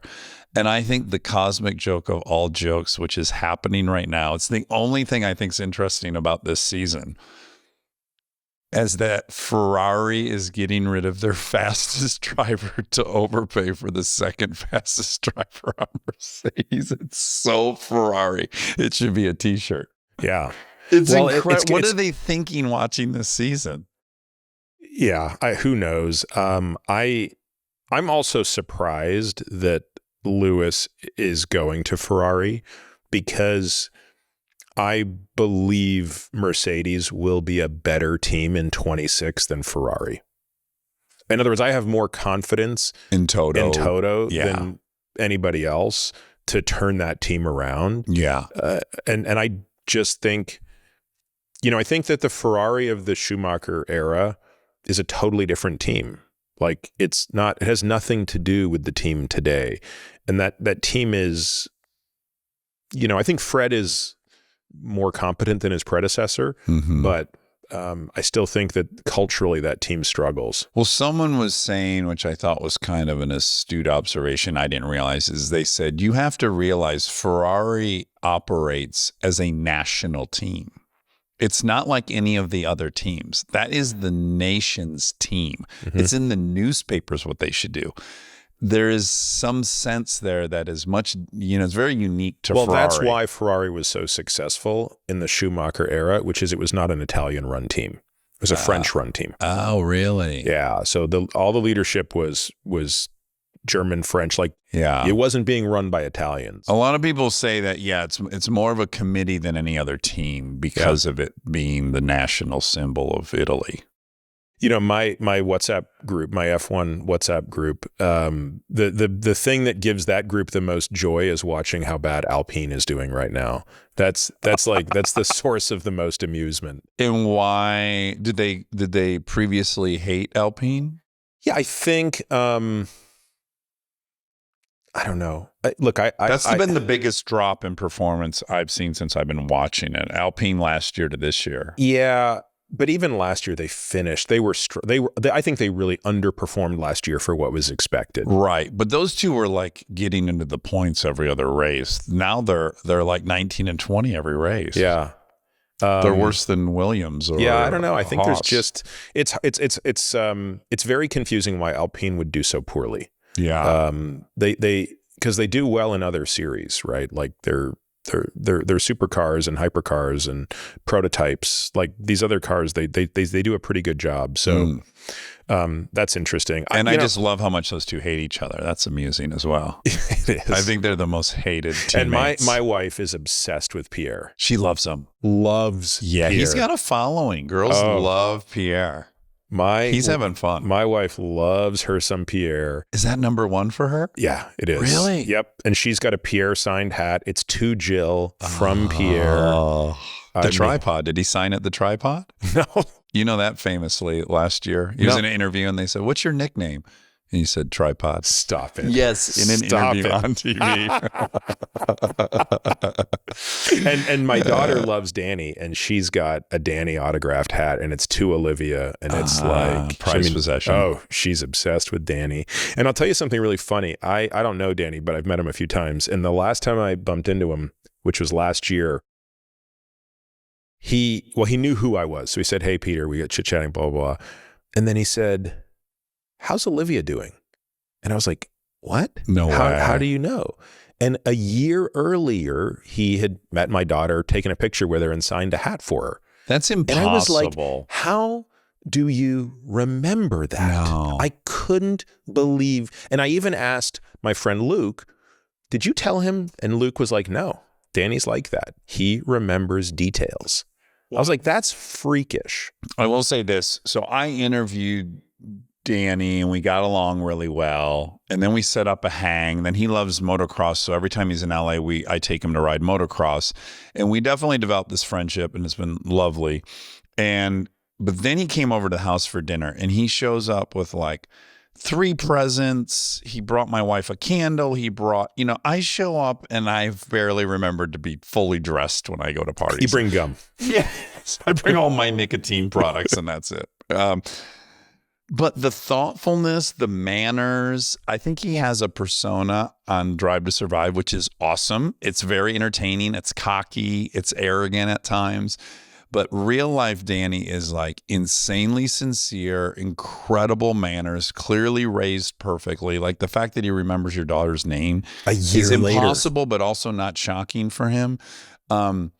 He's a really fucking good dude, impossibly good dude. And by the way, I think on average, that's probably true of more F1 drivers than it's not. Well, you know what I've learned from him that I've really enjoyed finding out is that I think Max also has a persona which is very different from who he actually is. And I've learned this from Daniel and a couple other drivers, and then mostly the girlfriends of these drivers that I'm always mining for Max details whenever I'm talking to someone.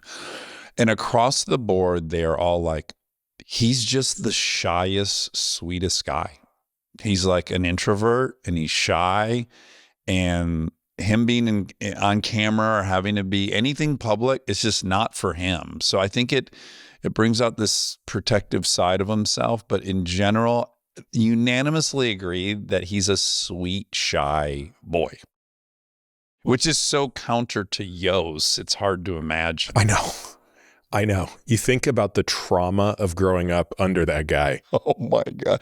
We did a whole, on the F1 podcast, we did a whole episode on Yos. On Yos. We're obsessed with Yos. The amount of criminal activity he's been a part of is impossible. Like convicted for fracturing a guy's skull at the go-kart track with his own father. So dad and grandpa beat a guy to the point where they fractured his skull. He was momentarily arrested for attempted murder, T-boning an ex-girlfriend in an intersection at full speed and claiming that it was just an accident. The hostility that's just burbling out.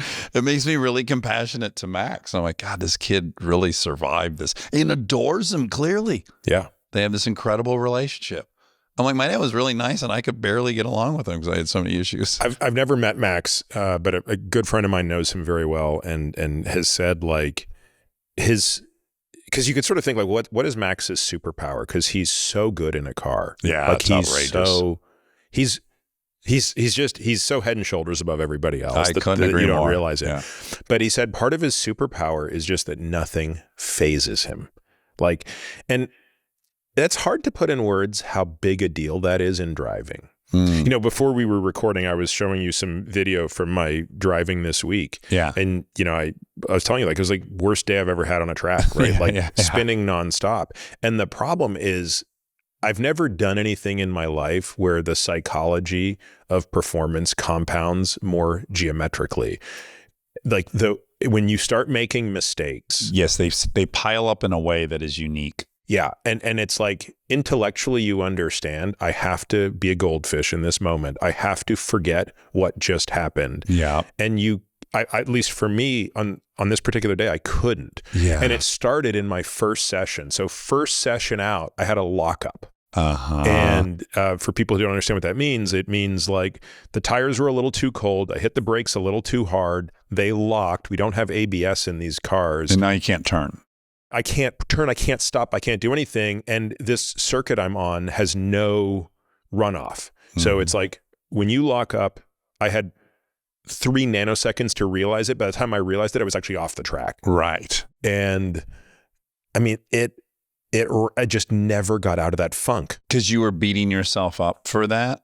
Partly beating myself up for it, but then partly not wanting to lock up again because now you have a flat spot on the tire. So now you're more susceptible to a lockup. So now I had to pull my braking further back. So now every session I'm comparing my telemetry of this day to my telemetry the last time I was on the track. And my coach is like, look, dude, you are braking 50 feet too early. Yeah. And it's costing you literally 0.8 of a second on this lap. Yeah. And I'm like, okay, I'll go out there and I'll brake 50 feet later, which is where I used to brake. Yeah. And when I get there and I'm like, nope, you're going to brake a little earlier and a little lighter because you don't want to lock up again. And it's like, that's just one example of how like the psychology of it just destroyed me. Yeah. And then what happened was like, now I'm second guessing myself here, second guessing myself there, spin the car here, spin the car there. Yeah. And it gives me an enormous appreciation for how awful this sport is. It's a very lonely sport. It's kind of similar to golf. Like tennis, or golf, it's or very boxing. mental. Yeah.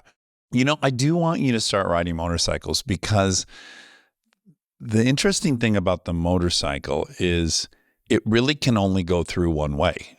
Like you can't go slower through because now you can't hang off the bike as much. Like there's all these things that are kind of built into, they have to happen the same way. So even if you had a moment on a previous lap, you can't enter slower because then you can't lean as much because you don't have enough centrifugal force pulling you out. So it's almost like you don't really have the option, if that makes any sense. Like in a car, you could skate through a turn, but on the bike, the way it works right is it has to be going through at a certain speed so you can be off it as much as you need to be and all these things. Otherwise, you're just kind of riding it straight up and down. Yeah, I thought about that a lot after we got back from Coda. I talked to my wife about it. I even sent her a picture of the bike that you want me to get. And, it's really funny. She didn't even entertain it. Her only response was, shut it. Oh, like no way. Yeah, like just like, this is so dumb, we're not even going to talk about it because you're so stupid that you would even think to add another dumb hobby to your life. That's fair. Yeah. And by the way, I don't even think she was opposing it from the standpoint of danger. It's just you got too much shit going it's like on. what, you got to pick something. Yeah, like you have too many things that you do and waste time and money on. Why would you add another one? Because it exists. I have to do everything. No, but then I thought about it. I was like, well, in 5 years, I will have a lot more free time. In 10 years, the kids will all be gone. Yeah. But then I was like, will I be too old to do it? And there are some old dudes out there. I'm kind of encouraged. I'll see some. Yeah, but they probably started younger, right? That's for sure. Yeah. But it is quite special. The best example I have of it is I was at Laguna and I was there for 3 days and the third day they were mixing cars and bikes. We were sharing the track with some driving club. Literally at the same time or no, trading off sessions? Trading sessions. Yeah, okay. And I had driven my AMG E63 station wagon up there for the track days. So I was on the track for 2 full days on motorcycles and then half the day, the third day. And I talked to the club guy. I was like, can I go out in a session in my car? And he's like, yeah, of course. So I go out and I'm in the E63. That's a great fucking car. That's not a boring car to drive on the track. It's 600 horsepower and, dual clutch trans. It's awesome. And I did 3 laps and I was like, this is so boring. I can't even believe it. And the acceleration is so weak up the hill and the braking down the hill is so laborious because the car weighs so much. And I was like, never again will I mix those 2 days. I can go do a track day in the car if I start there and it's fun. But the comparison between the two is shocking. Are you going to come drifting again before Coda this year? Oh, I would love that. Yeah, we had a lot of fun. You should bring Danny. Oh, yeah. I brought Seb 2 years ago. Yeah. And it was incredible. So as you recall. Did he do almost as good as me? You did great. But even Josh Robinson, who leads the Drift Academy. Does it professionally. Yeah. He's a professional Formula drifter. Yeah. And he runs this awesome school that people should all sign up for called the Texas Drift Academy. By the way, it's the main reason I still have YouTube ads on my YouTube. Like why I haven't subscribed to YouTube to eliminate ads is I'm holding out hope that I will see another ad as transformative in my life as that one. Oh, because that was just 4 years ago, I'm watching car videos on YouTube and an ad comes up for the Texas Drift Academy. I watch the ad, I go to the site, I sign up for a class, I meet Josh, the rest is history. Yeah. So now I'm a driftaholic. Yes. And so sure enough, I go out with Seb and So the holy grail of drifting is doing tandems, right? Where one guy's drifting in front and the other guy behind him is doing everything, matching, and they're 2 feet off each other. Yeah. And it might take a year to get to the point where you can do a lead follow tandem. Yeah. Seb was doing it within 3 hours. And both they let lead him. and follow. Yeah. Yeah. And it was really funny. At one point, I wasn't doing my lead follows. I was out there doing my thing, which is pretty cool. Like I'm doing the full circuit, doing all my thing. It's so fun. And then Seb comes out with me and he's like, hey, let me sit in passenger while you go and haul ass. So I'm out there doing this. And then the funniest thing he said, he goes, is it okay if I give you a pointer? Yeah. And I'm like, dude, are you kidding me? Yeah. Yeah, it's okay if you give me a pointer. My ego can handle receiving advice from a 4-time F1 world champion. I can handle 3 times. I don't know, but 4. Right. And he's like, lay off the throttle a little bit more here and just do this, and then counter steer a little bit more this way. And I'm like, the fact that he could figure this out in 3 hours, and it's taken me 3 years, and I'm still not that good.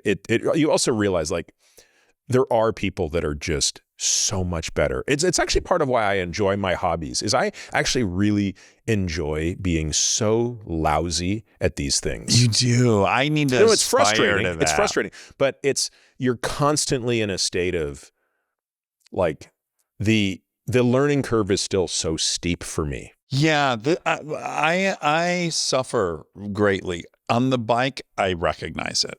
Like the bike is one thing, and I'm good. And then I am in no way ever approaching the AMA guys or the Superbike guys. It's just, it's staggering, and I have no illusion I could do it. My ego in the car is I could do whatever they can do if I had the time and had been encouraged to do it. The car thing, I have in my mind that I could have been capable of anything. I don't, and I don't know, maybe it's possible when I was younger it's different, but I have too much built-in self-preservation to ever be a good driver. Yeah. I am destined to be mediocre for the rest of my life. I think that's the healthiest version. Yeah, perhaps. I just think like... But when I'm with Daniel, it literally goes through my mind where it's like, I can almost not accept that. Of course, he would be much faster if we got in an F1 car. I go, but why? We have hands and feet, and I understand it. So what could it be? The motorcycle, I am fear limited. Yeah, I am not going to go through some of these turns at 135 with my elbow dragging. I just don't. I don't have the gumption to do that. But in the car, I have that erroneous sense of safety. Like I don't ever consider I can get hurt in the car.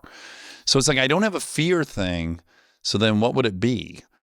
Yeah, but don't you have some concern of like just shunting and trashing the car? Even if you're going to be okay? Yeah, I'm real big on, so yeah, Hit and Run, this movie I directed, I did all the driving in that. And yeah, the stunt guys threw away like 4 cars. And the pride I had was like, yeah, I didn't throw any cars away.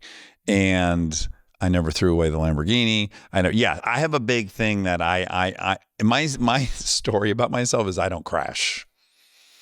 And the notion of having to pay for a race car I was in is a real bummer. But I don't even consider it's a possibility.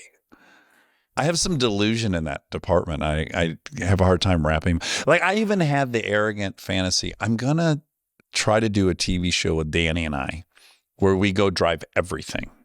So snowmobiles, motorcycles, dirt bikes, everything that you put gas in, he and I are going to race.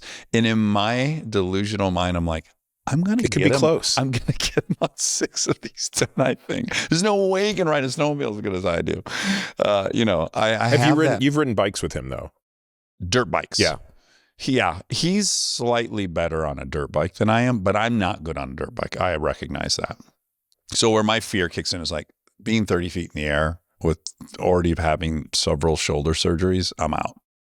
I like to trail ride. I like to ride little tracks, but I don't have that. I know my limits, but snowmobile, razors, let's go, Ricardo. I feel like I'm just going to stick with cars. You're gonna. Have you ever ridden a snowmobile? Never, even though I grew up in Canada. Oh, So fun.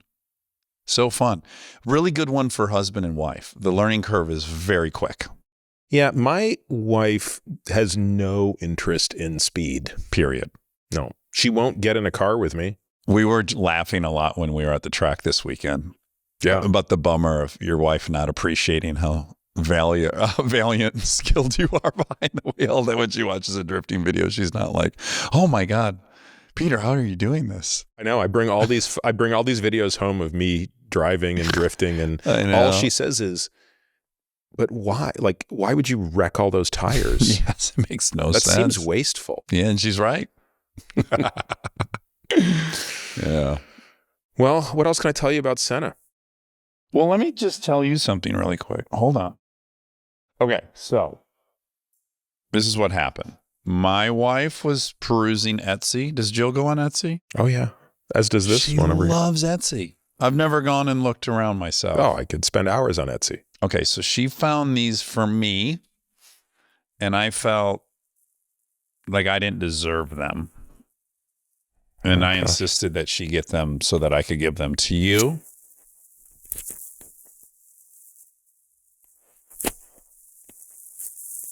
I'm hoping it's the only piece of memorabilia you don't have.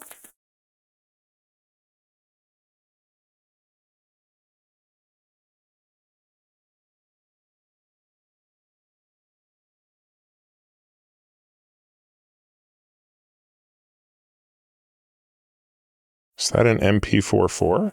Yeah. These are Senna cups. Wow. It's beautiful. Pretty cool, right? So cool. And then I bought this for myself, but my arms are too ape-like and long, so I've decided to pass it on to you. Wow. Look at this glorious item. Look at that. Someone made this. You got this on Etsy as well? Yeah. How great is that? That is. I put it on. I was very bummed that the arms only came up to midway down my wrists. I mean, are you sure you don't just want to do sleeve roll up? I'm positive. I want you to have that. Thank you and the glasses. So much. And that was a third of my suitcase I brought. And now I have room to amass something else.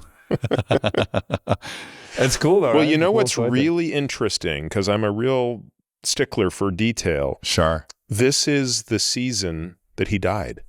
Really? That's the helmet from the season he died.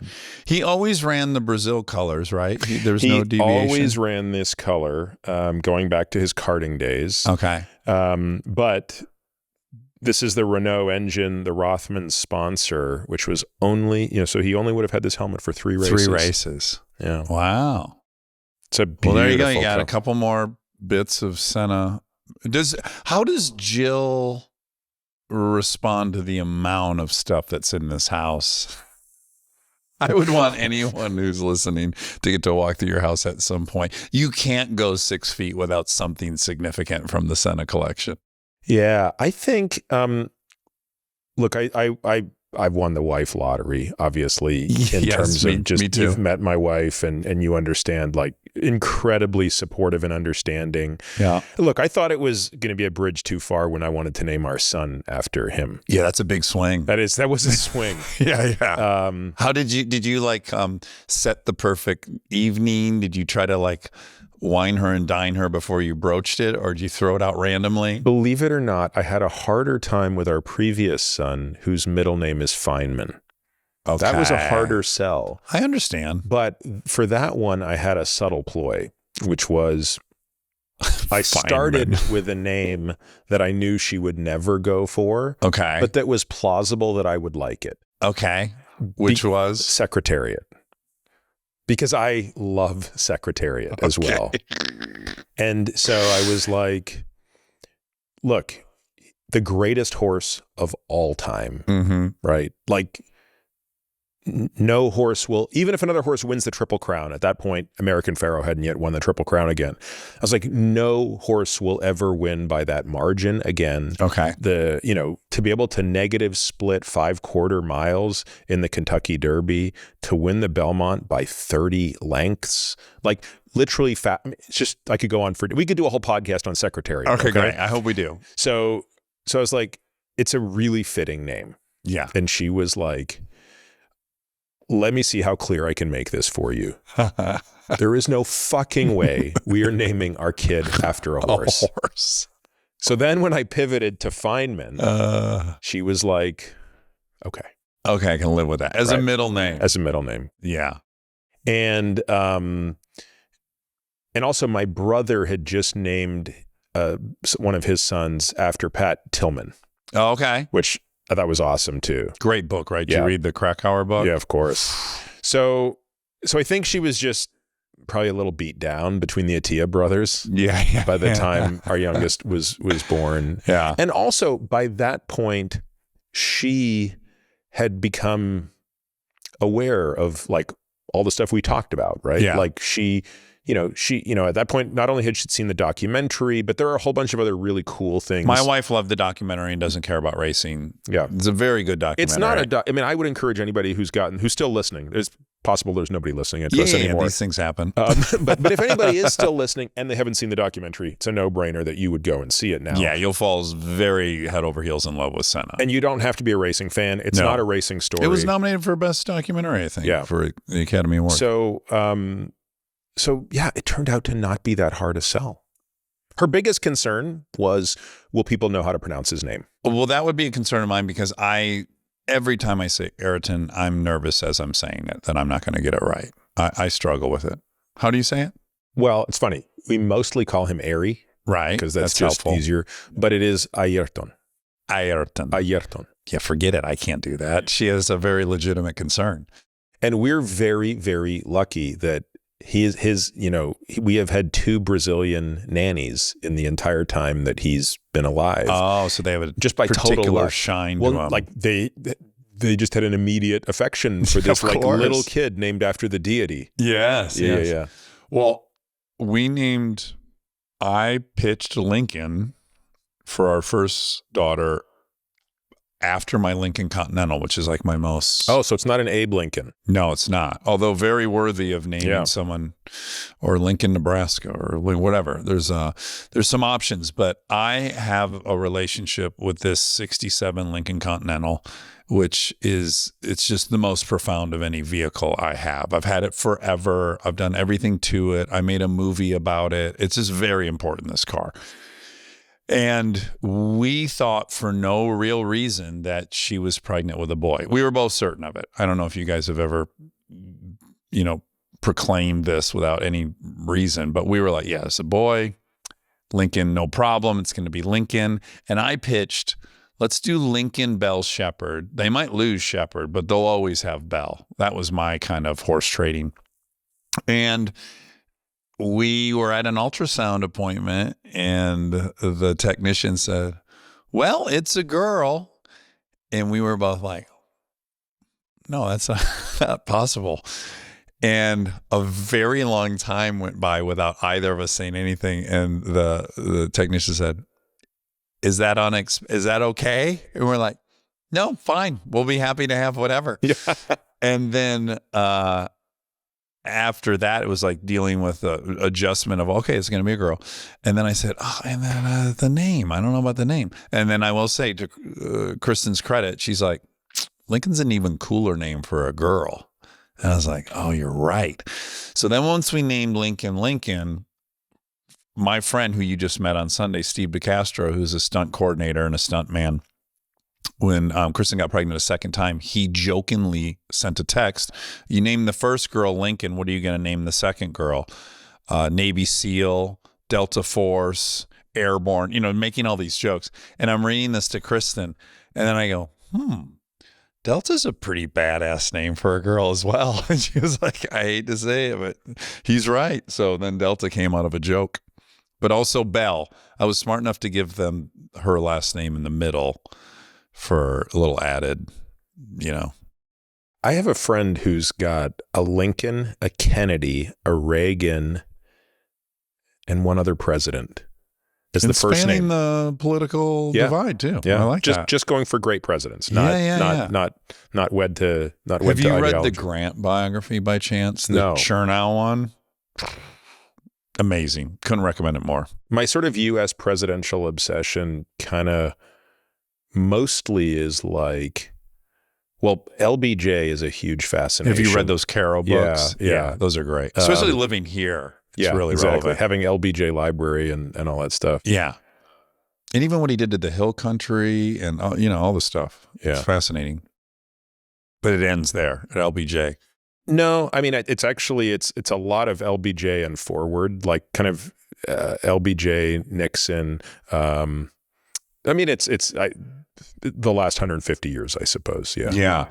Grant's super fascinating because he's an abject failure at everything in life except for war and his presidency. Terrible with money, insolvent, duped many times. But he had a genius, and it was just so specific, and it was unrivaled. Like, it's such a good book, and it's like maybe encourages you to figure out. I think you and I are similar in like I want to be kind of good at everything. My appetite to want to do stuff is just so enormous that I'd rather be like pretty good at, or even moderate at a bunch of things. So the notions of like specialists really interest me because I'm just so not that way at all. I want to be able to like talk to anyone I meet and hopefully have a hobby in common or something. I'm not trying to get super esoteric with like your brain surgeon friend that's over. And I think there's some drawback to that, but I am fascinated by people who just do. Max, I doubt Max can balance a checkbook or go grocery shopping. He's probably not a great boyfriend, but boy, he can do that thing. Yeah. Speaking of Max, I think, a lot of drivers don't like to spend that much time in simulators. Like when they're away from the car, they're away from the car. Yes. And that's not Max. Like literally after he wins a race in the highest division of the highest sport, when anybody else would be out partying, he's on a sim race competing against the sim racers around the world. Yes. Within hours. Yeah. And he'll spend 3 hours sitting there doing it. Yeah. That's just another aspect to it. It's like, I don't think anyone on that grid spends as much time thinking about racing. I do. It's funny, that we've talked about it. I really would love to know what Max thinks of Senna and how much he is historically aware now that Max's own legend grows. And look, by the end of this year, he's going to be a 4-time world champion. Yep. And even though he's only 26 years old and he could easily race another 10 years and eclipse every record ever, if he chooses to, I wonder where he sees his place. And I wonder if he has an appreciation for the legends of the sport. Yeah, that's an interesting question because he regularly threatens to quit all the time. That's the other really contradictory thing about him is he's really haphazard about threatening to quit. He doesn't like sprint races. He hates those. Well, I think, Max quitting doesn't mean he wouldn't drive. It just means he wouldn't drive F1. Yeah, it's just interesting. Max would drive. Max and Alonso are probably the two people who I think will drive forever. I do wonder. It's just a question of where. Yeah. Alonso for sure. Like this is a man that's just, and it makes me think one more time of Valentino Rossi in his last season racing. And he was like Alonso. He was maybe 44 still racing against these 19-year-old kids. And he was going through a turn and a guy had crashed just before the turn and came off the bike and the bike was just flying unmanned. And then another guy crashed. And so 2 bikes, he's in the turn already committed. There's nothing he can really do. One bike goes right in front of him and one goes behind him at the same time. It's like the most impossible moment in all of racing motorcycles. He's a foot away from the one in front of him and a foot in front of the one behind him. Both of them flying would have T-boned him, would have killed him. And everyone in the real world, normal people are like, what's he doing out there? He's already 44. He's 9 not championships. Competitive. Yes, 9 championships. He's done everything. Why would he be in that situation? And his response was, yeah, that was close. But, if I'm not there, I'm doing something else equally dangerous. I'm somewhere going to be, it won't stop. So to him, it's like, yeah, it would have been in a rally car or it would have been there. It doesn't matter. That's what he does. It didn't even Everyone else was like, oh my God, he just barely avoided death. And then for him, it was nothing. He's like, yeah, this is what I'll be doing until I'm dead. I'll be in some situation that scares the shit out of me. I can't help but wonder, and I know that I'm far from alone in this, in wondering what would have been had Senna not died that day. I think most observers believe he would have driven another 4 years until the next regulation change and at the end of Williams' dominance. So Williams ended up being the most dominant car the year he died. So despite the fact that it was an impossible to drive vehicle for those first 3 races, the brilliance of that team did figure it out. Mm-hmm. And his teammate Damon Hill almost won the championship that year. In fact, he was 1 point behind Schumacher going into the final race of the year. Wow. Schumacher crashed himself out of the race. And in doing so, Damon actually looked like he was going to win the race, but it broke his suspension rod. So Damon ended up finishing that year 1 point behind Schumacher. So he would have definitely won. He would have absolutely won. Yeah. Schumacher won the next year. It was close. Damon Hill won the next year in the Williams, and Jacques Villeneuve won the next year in the Williams. So I don't think it's an enormous stretch to say, look, Senna probably would have won 4 consecutive championships in 94, 95, 96, and 97. Putting him at 7. Putting him at 7 or 8 if you include the one that was stolen. There's talk that he always had a soft spot for Ferrari, like every driver, and would have maybe gone to Ferrari, but he also would have been 37, which not that old, but I could have seen him retiring. But what a lot of people question is, given his absolute love for Brazil, would he have gone into politics? Right. And would it have made a difference in the presence of Brazil, right? Like, this is a guy that was so loved. Like, there's no example we can point to of someone who turns to politics with that much of the support of a nation. Now, Pacquiao. I don't think Pacquiao was even. I don't know if Pacquiao was even as loved by the Philippines as Senna was by Brazil. Really? Well, because again, I don't think people took Pacquiao as seriously. Right? I don't think people took him. I loved him. Yes, as a fighter. Incredible fighter. Yeah, what a warrior. But I don't know that people took him. I don't know that the people of the Philippines took him as seriously as people would have taken Senna. And who knows? Like, there's no reason to believe Senna would have been a good leader in that regard. Like, we have no idea. Yeah. But it's just kind of an interesting game of like, what if? How involved would he have still been in Formula One after? Would he have been an ambassador of the sport? Like, you think, like, I've seen these sort of, AI generated images of what Senna would look like today. Uh-huh. And, I just, to me, going back to your original thought of like, to have somebody who dies in their prime doing what they love. Okay, it's not a tragedy in some ways. It is in some ways. But I always wonder what the counterfactual is. Like, what other spell would have been cast by this genius? Yeah. As I said, I think in like kind of prepping for this and stumbling upon the pole record, I think it did elevate my assessment of him. I always thought he was definitely one of the greats, but again, you get into all this hypothetical. It's like, I don't know what the next 4 years is. You play the car lottery. I don't know what, but the point you're making is valid, which is the team was great and he was on the team. But I do think that pole thing for me really pushed it in a direction of like, okay, I can concede that he was likely whatever that tie is. Yeah. For you, he's clearly above. Yeah. And I will concede that I think it's very difficult to compare drivers across eras. If you ask Senna who was the greatest, well, he would have said it was Fullerton, right? Was the greatest guy he ever raced against in karting. And if you asked him in F1, he would have said Fangio. Really? Right? That was his hero. But don't we have to give Schumacher a lot of credit. The fact that he goes to Ferrari, which is a shitty team, and just sticks it out and develops that car and then win. I mean, it's hard to undercount him. Yeah. I would say, look, if you put a gun to my head and said, who's second best, I'd put Schumacher. Mm. Yeah. But that could be Max soon, right? Like give Max another 5 years and maybe it's going to be Max number 2. And you never know. Maybe one day I will even say Max is the greatest of all time. Yeah.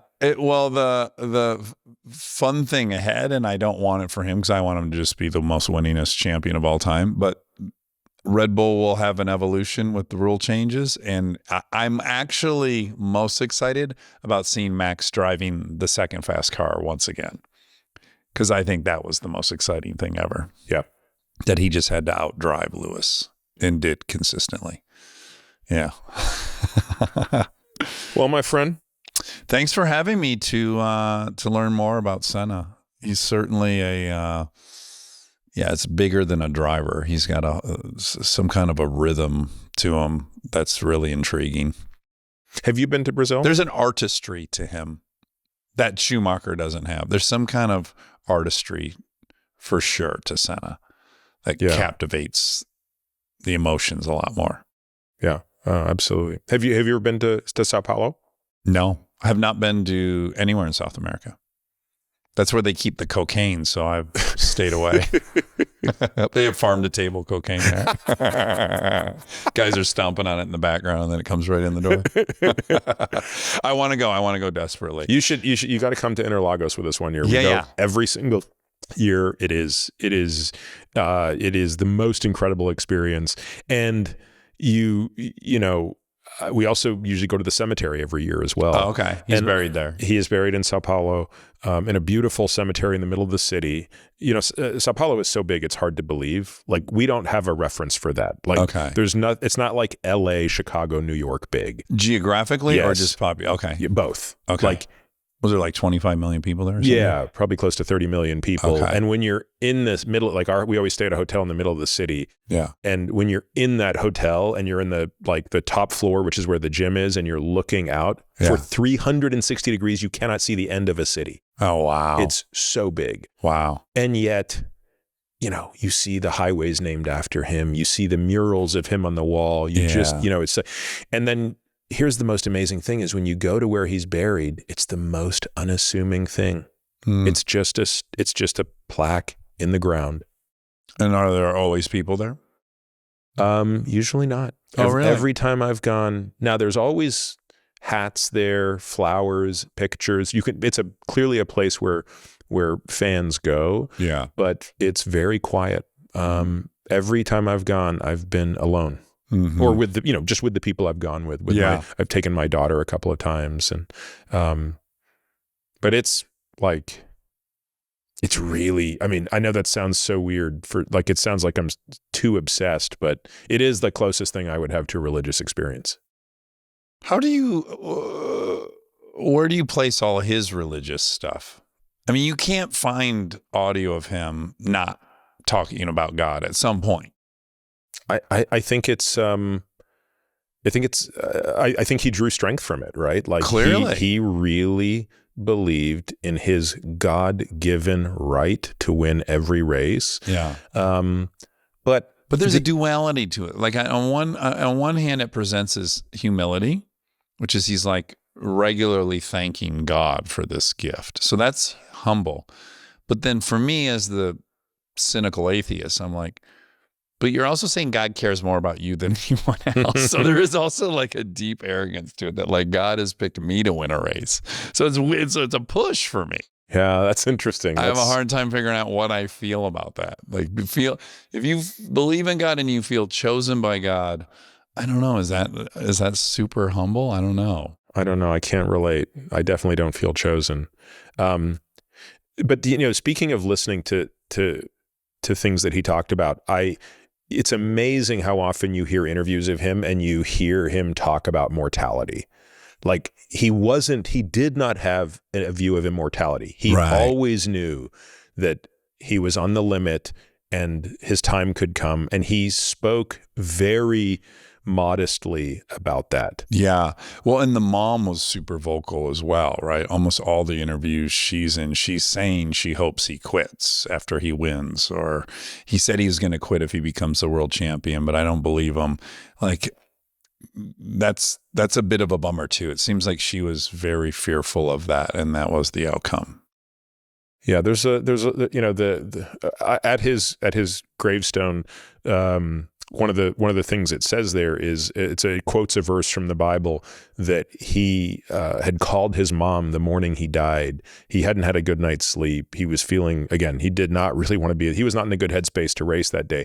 But he called his mom and shared with her something he was reading in the Bible about God looking after him and protecting him. Yeah, and that sort of verse is there on his stone. Mm-hmm. So yeah, it's I don't know. Like, I think it would be hard to make a movie that would live up to his life. Yeah. I know that Netflix is actually working on like a docudrama. He wasn't married when he died, was he? No, he had a girlfriend. He loved women, right? Yeah. In the doc, he's with another. He liked blonde. Yeah. And he liked meeting people on talk shows.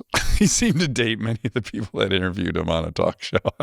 Yeah, at the time he died, he was dating a very, very famous Brazilian model. He had a Kennedy thing too, like him out on the boats and everything. The family's kind of rich. There was also some kind of Camelot-y vibes to the family. Yeah. Yeah. 40 years? 30 years. 30 years 30 ago. years.